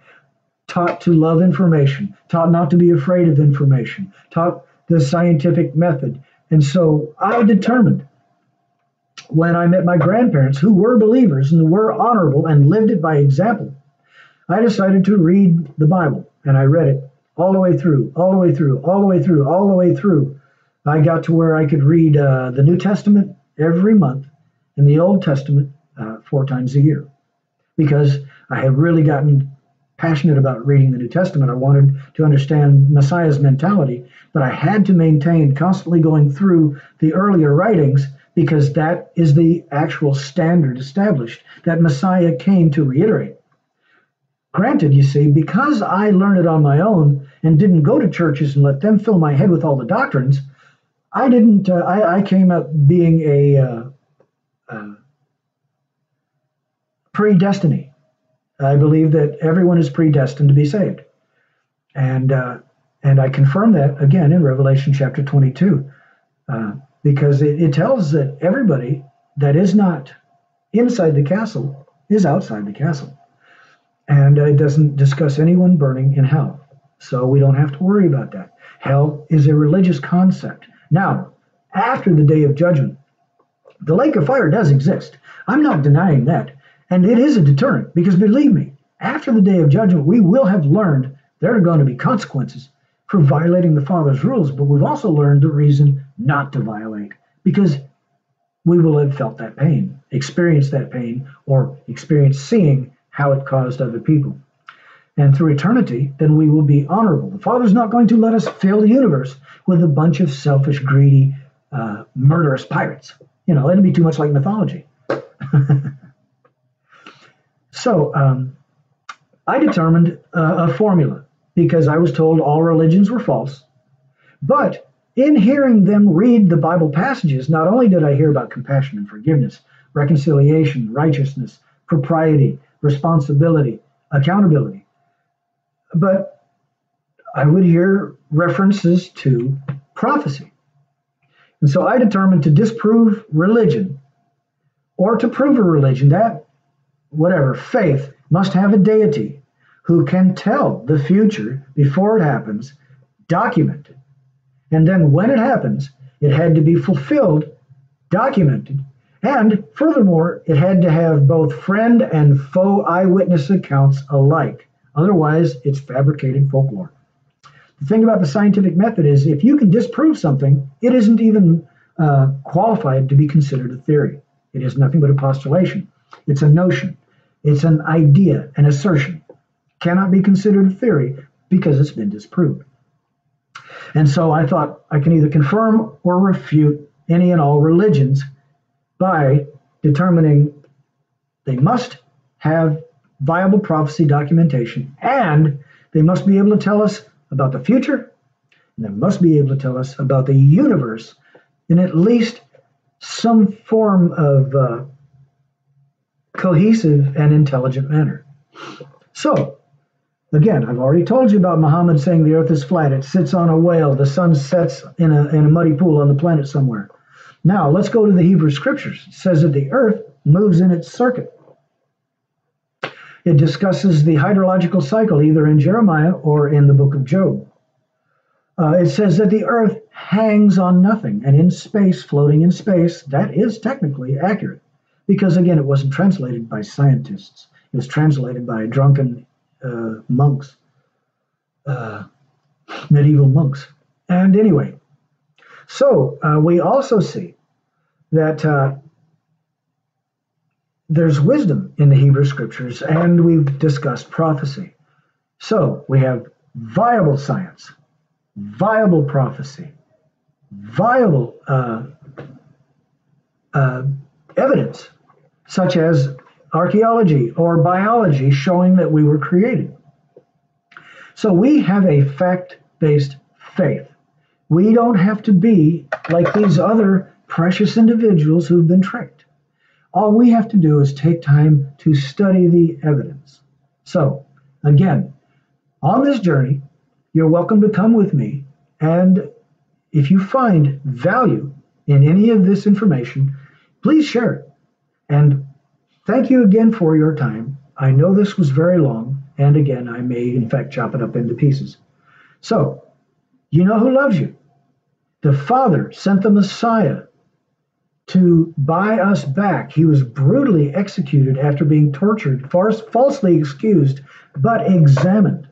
Such as, let's look at, really quick, John chapters 9 through 15.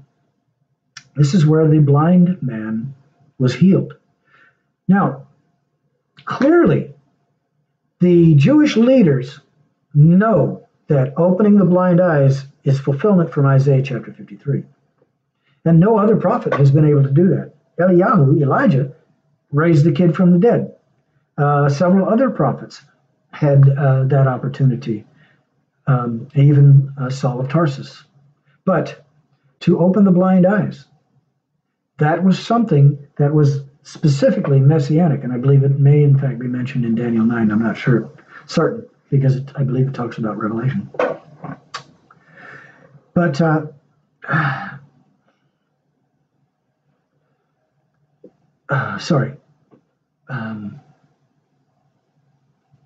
when the Messiah, when the Messiah had gone through the healing process, there was this big uproar because a lot of people knew him. He was right there at the place begging often. So all of a sudden, when people see him up and dancing around, it is no small affair. So the religious leaders know, because remember, the Idumean leader, Herod, was met by the Magi, the magistrates that came from the east. These were the descendants of the disciples of Daniel. Remember, Daniel was given the prophecies about many things, but again, with Messiah's arrival in Daniel chapter 9, and 10 and 11 and 12, we also have different aspects of information about Messiah. But since Herod and the religious leaders were aware of the constellation alignment, and since the religious leaders were aware of Daniel chapter 9 and they were looking for the Messiah to come, and of course we know what Herod did. It was the whole Moshe slaughter the children thing. Horrible. But anyway, so they already knew that that prophecy had been fulfilled and alerted the Roman leadership to it. So when Messiah healed the blind man, they had to just do a little bit of looking to see if in fact this was the same individual.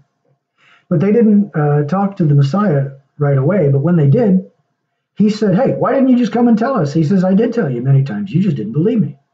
And of course, they went back and forth with the guy, confirming with his parents, confirming with his friends, confirming with neighbors. Yep, the guy was blind. Clearly, he was blind. Either that, he was really good at faking it. And so then the Hebrew religious leaders said, clearly a miracle has been performed here. And they confronted Messiah. But because he butted heads with them over their oral traditions, they determined in their hearts he could not be the Messiah. So they started to determine that they had to get rid of him. And that is how the Father juxtaposed those who were looking for him and utilized them to sacrifice him.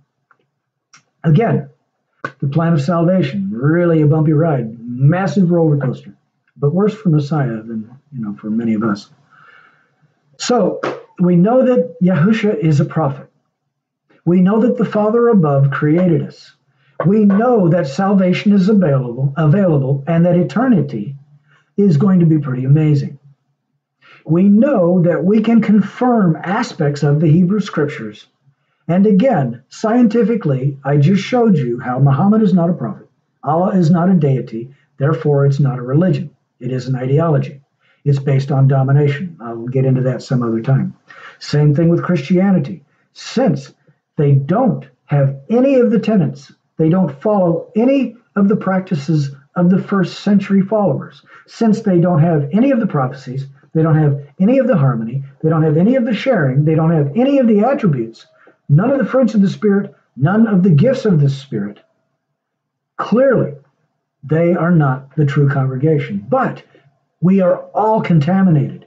Remember this, when Messiah came to this planet, he came to realign Israel and then reiterate the Gentiles to join Israel, to reiterate the Father's love, the Father's plan of salvation, and the future gathering. That's going to be so amazing and awesome. But we have tribulation to go through. We have lessons to learn. We have things that we must experience, and we prove how much we love other people by being compassionate, being forgiving, being sincere, being honorable, even in the spite of persecution, prosecution, and abuse. So I'm going to try and wrap this up pretty quickly. Again, online, I have my materials up for peer review, Academia EDU. My stuff is up for peer review. I have 3 papers there. But I also have on a blog site since 2011, I wrote quite a few papers on different things such as wolf in sheep's clothing, teaching another gospel, where I show how Mormonism and is just a copy of Islam without the jihad, although they have the violence and the deception, the lies and the false prophecy, but they just didn't have the jihad thing going because he learned from George Washington's generation and Jefferson that was just ugly. And also we know the Dalai Lama, not a prophet. Buddha, not a prophet. Confucius, not a prophet. Mary, the Mother of Heaven, that goes back to Semiramis and Tammuz and Nimrod, way back in Babel, according to at least some sources. So understand that when Constantine got together at Nicaea, they changed the first century writings. Daniel chapter 7, verse 25. I told you about that before. They got together. They conspired. They made those alterations, and they deviated people away from Torah. And what did it do? It established the false congregation. They ended up coming up again with replacement theology, replacement mentality. But the Messiah said, "Go ye into all the world, giving the good news out to every creature in every nation," calling them all to join. And so, obviously, all religions are false because not one of them has any prophecy of any value. Not any of them have any science of any value. And I've already shown how the Hebrew scriptures are confirmed by archaeology and several different scientific disciplines, again, as biology and even physics and astrophysics, of course, and many other things. So understand that you are loved. Understand that we are being tested. We are being tested to see if we will follow the Father's word. It's what he told Israel. He said, "I will put you through tests to see if you will obey my commandments." And again, they fell. Well, so Messiah realigned them. And then we see Constantine came in and contaminated and polluted and changed things. And so now we have millions and millions and billions of people. One of those was a B, the others were M's. Millions and millions and billions of people who are misled, misguided, and deviated to whatever extent. So we are to be realigned. That's why I determined to start to study Hebrew and to use the Old Testament and Torah to calibrate anything that I read in the New Testament. If it contradicts Torah, it should be having flags thrown on the field. If it has anything to do with contradicting in any way, any aspect of the Father, just like it wasn't the commandments that were done away with.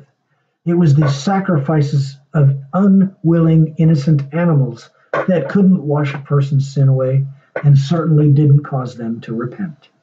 The only thing done away with is sacrificing unwilling animals because, again, once and for all, Messiah died for all mankind.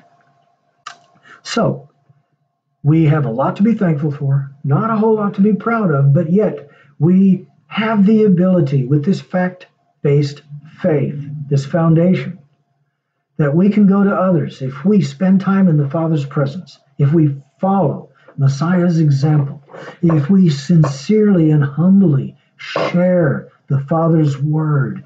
It is the word that brings faith. Without faith, you cannot please the Father. The faith washes our spirits like being cleansed with water because it shows us the standard. If we take the opportunity to adjust, then we can become clean. And then, as I stated earlier, if you can go 30 seconds without sin, maybe you can stretch it to a minute, maybe sooner or later an hour. Eventually, if you fall, get back up. The idea is spending time helping other people to keep yourself from being distracted in sin. Also, helping other people as an opportunity to benefit yourself. I have aspects of Tourette, aspects of autism. I was born physically limited and with issues. I've had many head wounds that do cause me issues and exacerbate some of my condition. But nonetheless, though, what I've gone through helps me to be compassionate for other people. That's why I work with special needs kids and adults, because when I got sent to analysis, they didn't even know what it was. But because I've been suffering through it, and yet the Father has somehow allowed me on occasion to be on hand and watch him work and accomplish things in my life through me, but not actually me. Sorry, the screen keeps going blank on me. If the Father can use a messed up person like me, he can use other messed up people. And I can just give several examples really quick. I was working with JB and Jeff, living in the Wacky Shack, an old abandoned lumber building. And Jeff's kids came and stayed with us for 6 weeks. The one kid was a twin, and the other twin was the quick twin, and he was the slow twin. But he also had a very bad case of Tourette and several other issues, social faux pas. He was constantly being treated poorly by their younger brother, the set of twins, and then the younger brother would get together with the quick brother, and they would hammer on Travis. And once he would get flustered, he would lose his confidence and things would fall apart. And as I sat there over a period of time when they were talking about sports and stats and triple doubles and double triples and all this stuff that I don't pay attention to, because to me, when I played sports, they always paid somebody extra to go out of their way to hurt me. And I found that the kill the other guy mentality to me was not sportsmanlike. It's one thing for learning strategy. It's one thing for keeping yourself in good physical condition and even dealing with learning physics and certain aspects, like inertia and tangents and arcs and all these wonderful and amazing things that coincide with sports, depending. But I didn't like the way that it made people screwy in the head, and their days are ruined if their team doesn't win, and screw that. I thought, man, I tell you, if people were that angry when somebody sinned or that happy when somebody got saved, then I would think more about sports. But I mean, until spiritual aspects are made important, don't try and force your carnal stuff on me. Anyway, so working with Travis, hearing that conversation, I asked the other guy, I said, look, you kids go outside, but I asked Travis to stay. I made it clear. I says, hey, I see that your brothers make fun of you. I see that they badger you until you kind of lose your control. And then you get flustered and you have a real hard time after that communicating. And then your tics really get drastic. And he had the jerks and the tics and even vocal issues.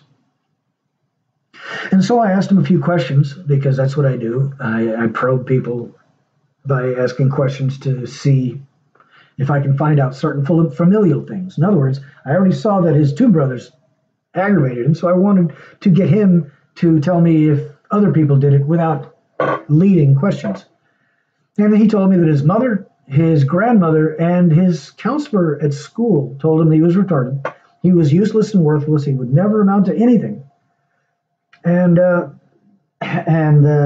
so then he told me about a couple of situations. I gave him my phone number and I told him, I said, okay, from now on, anybody that says anything like that, smile. You don't have to ignore them, but you don't have to listen to it. And I said, you just give them my number and you tell them, this is DavidAllenSouth. He's my counselor. Do me a favor, call him and tell him exactly what you've told me, because I'm not allowed to hear this type of disparaging commentary, because as a fragile individual, this could cause me harm. And this could be detrimental to my development and overcoming some of my difficulties. And of course, no one had the balls to call me because, again, I have this ability where I love going up against bullies, because as a person who was born physically limited and 3 pounds, 12 ounces amongst having to be in braces for years, not being fully developed, having certain intestinal, gastrointestinal issues and other things and underdeveloped organs, I've had certain challenges, including, again, being born with weak ankles and knees and hips that were messed up, and the braces causing more issues. To where that being physically challenged, and then I was physically and verbally abused on many occasions by many different individuals, some family, some friends, some were just bullies that you happen to encounter in life. And again, this is where I got quite a few head wounds and even my jaw busted. Because I like standing up to bullies, but I also stand up for innocent people trying to bring justice. And this may be a long-winded thing, but the whole point is, in my desire to help Travis, during those 6 weeks, I let him know. I told him a little bit about how the Father had allowed me to suffer certain things. And then I expressed to him some of the things that I'd accomplished over the years. I was 17 years old, my first job at my first McDonald's store.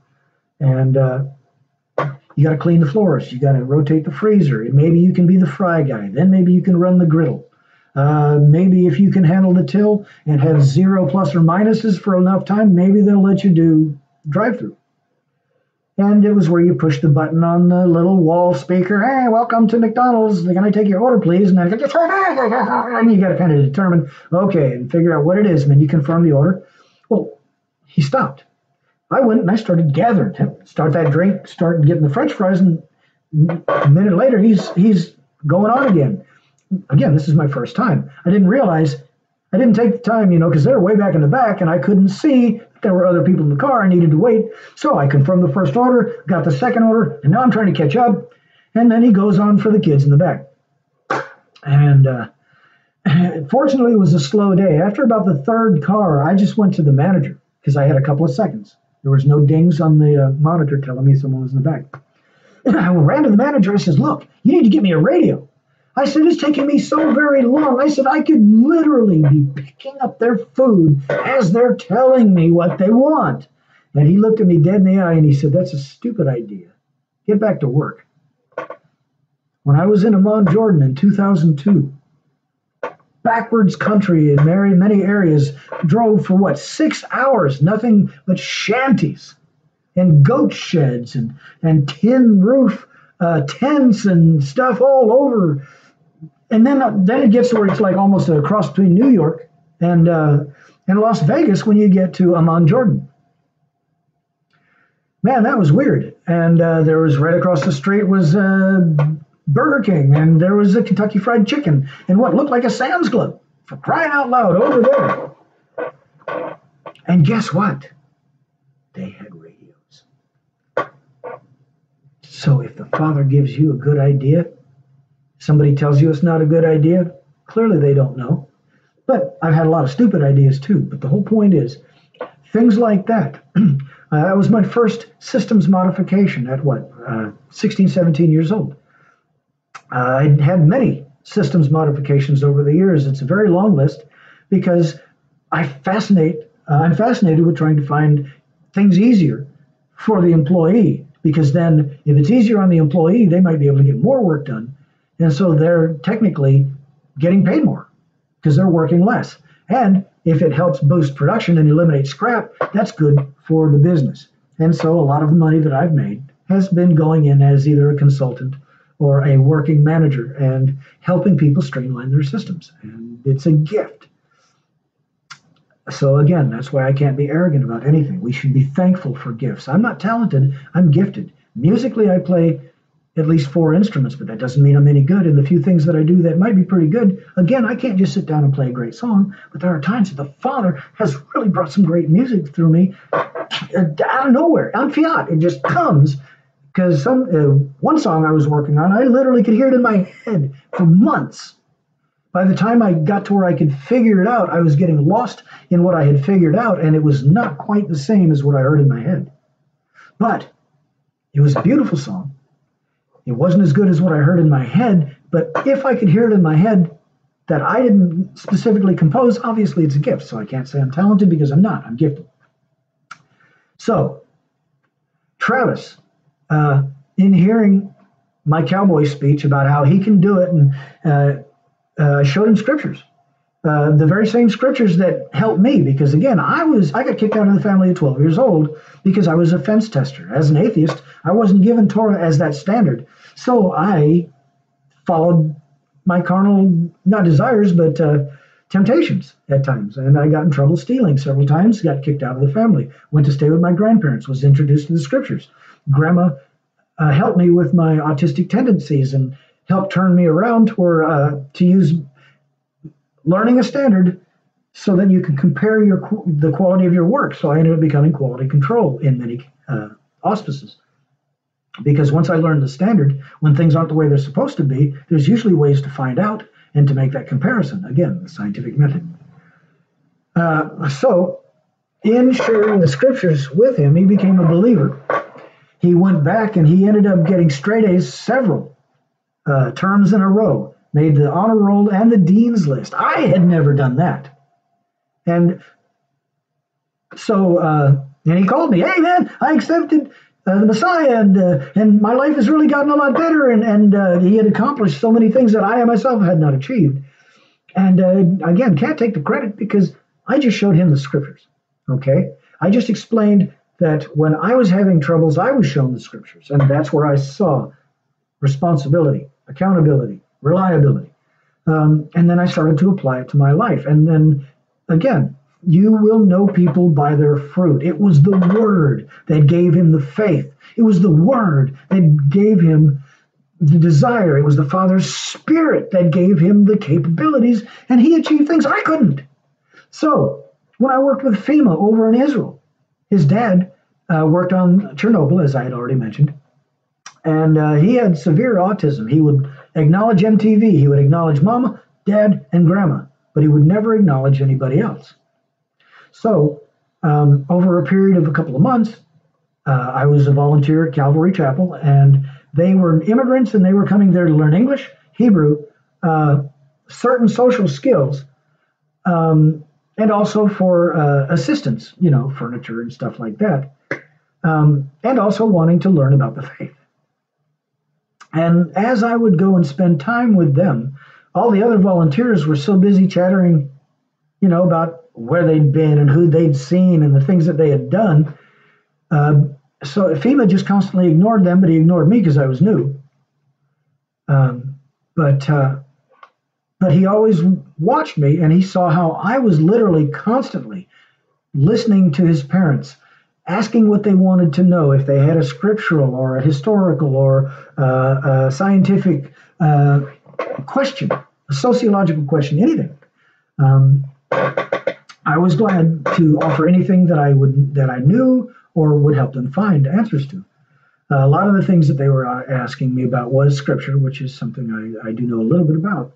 And I was able to help them. And the problem was, because of FEMA's condition, when they were at the warehouse facility, whatever, there is a chapel there, and that's where they were going to learn the faith from Bradley Antolovich in Calvary Chapel. And but only one could go in at a time because somebody had to watch the boy. And I told him, okay, I'll spend time with you guys. I can't intrude into his world, but as long as he sees me interacting with you guys, he will eventually warm up to me. And I won't go through the process of how it happened, but it ended up being eventually on my birthday. He had not acknowledged me one time this whole time, never looked at me in the face or anything like that. But during the time that I spent with him at the warehouse, I got to where I was playing with him with a ball, but I was not allowed to look at him. I caught him looking at me, and he looked away. And so I kept my back turned. And as he was riding around on the tricycle, I guess I will go through the process a little bit.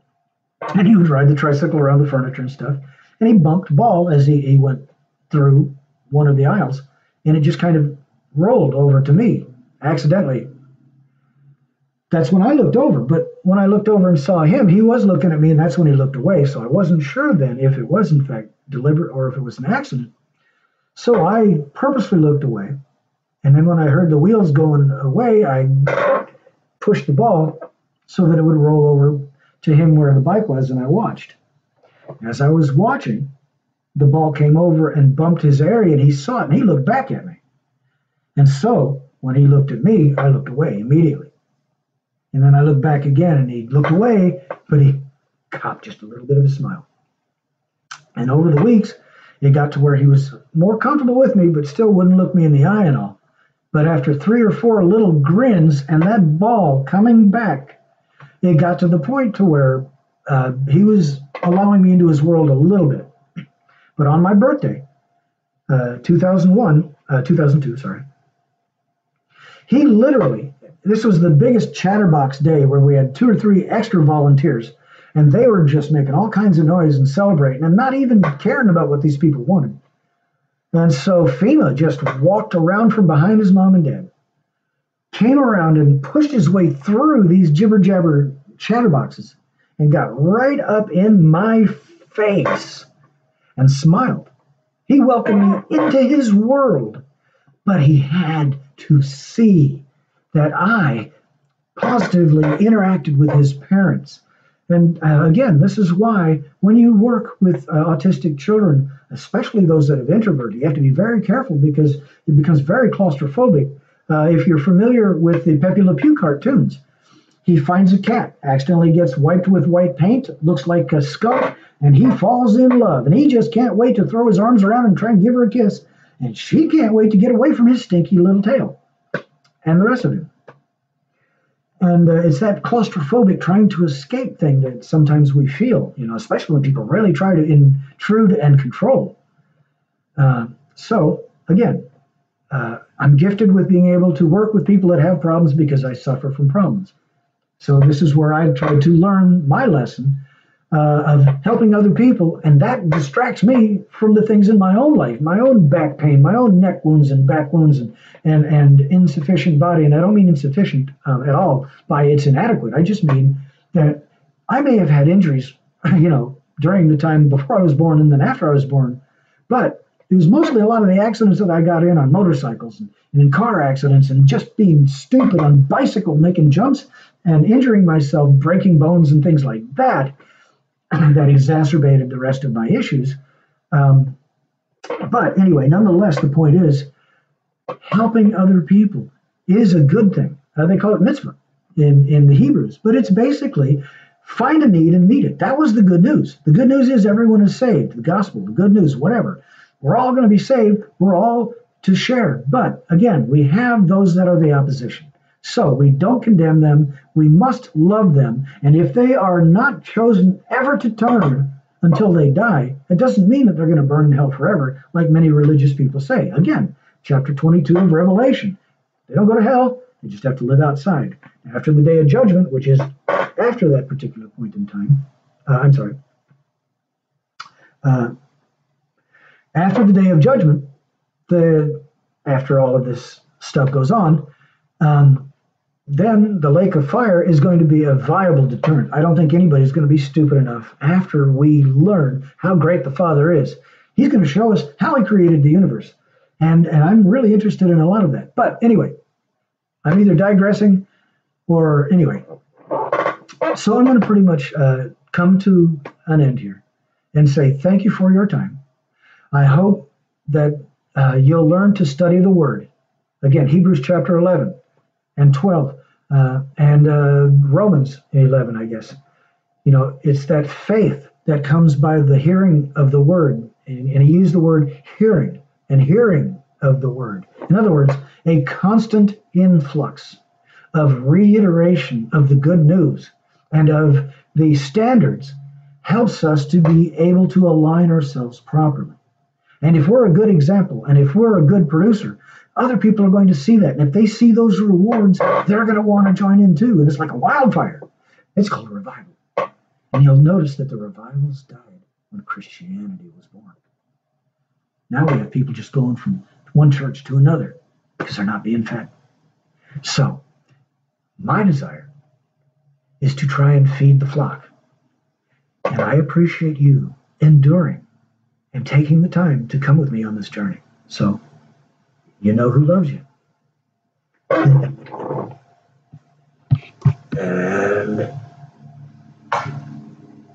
Yahuwah and Yahusha.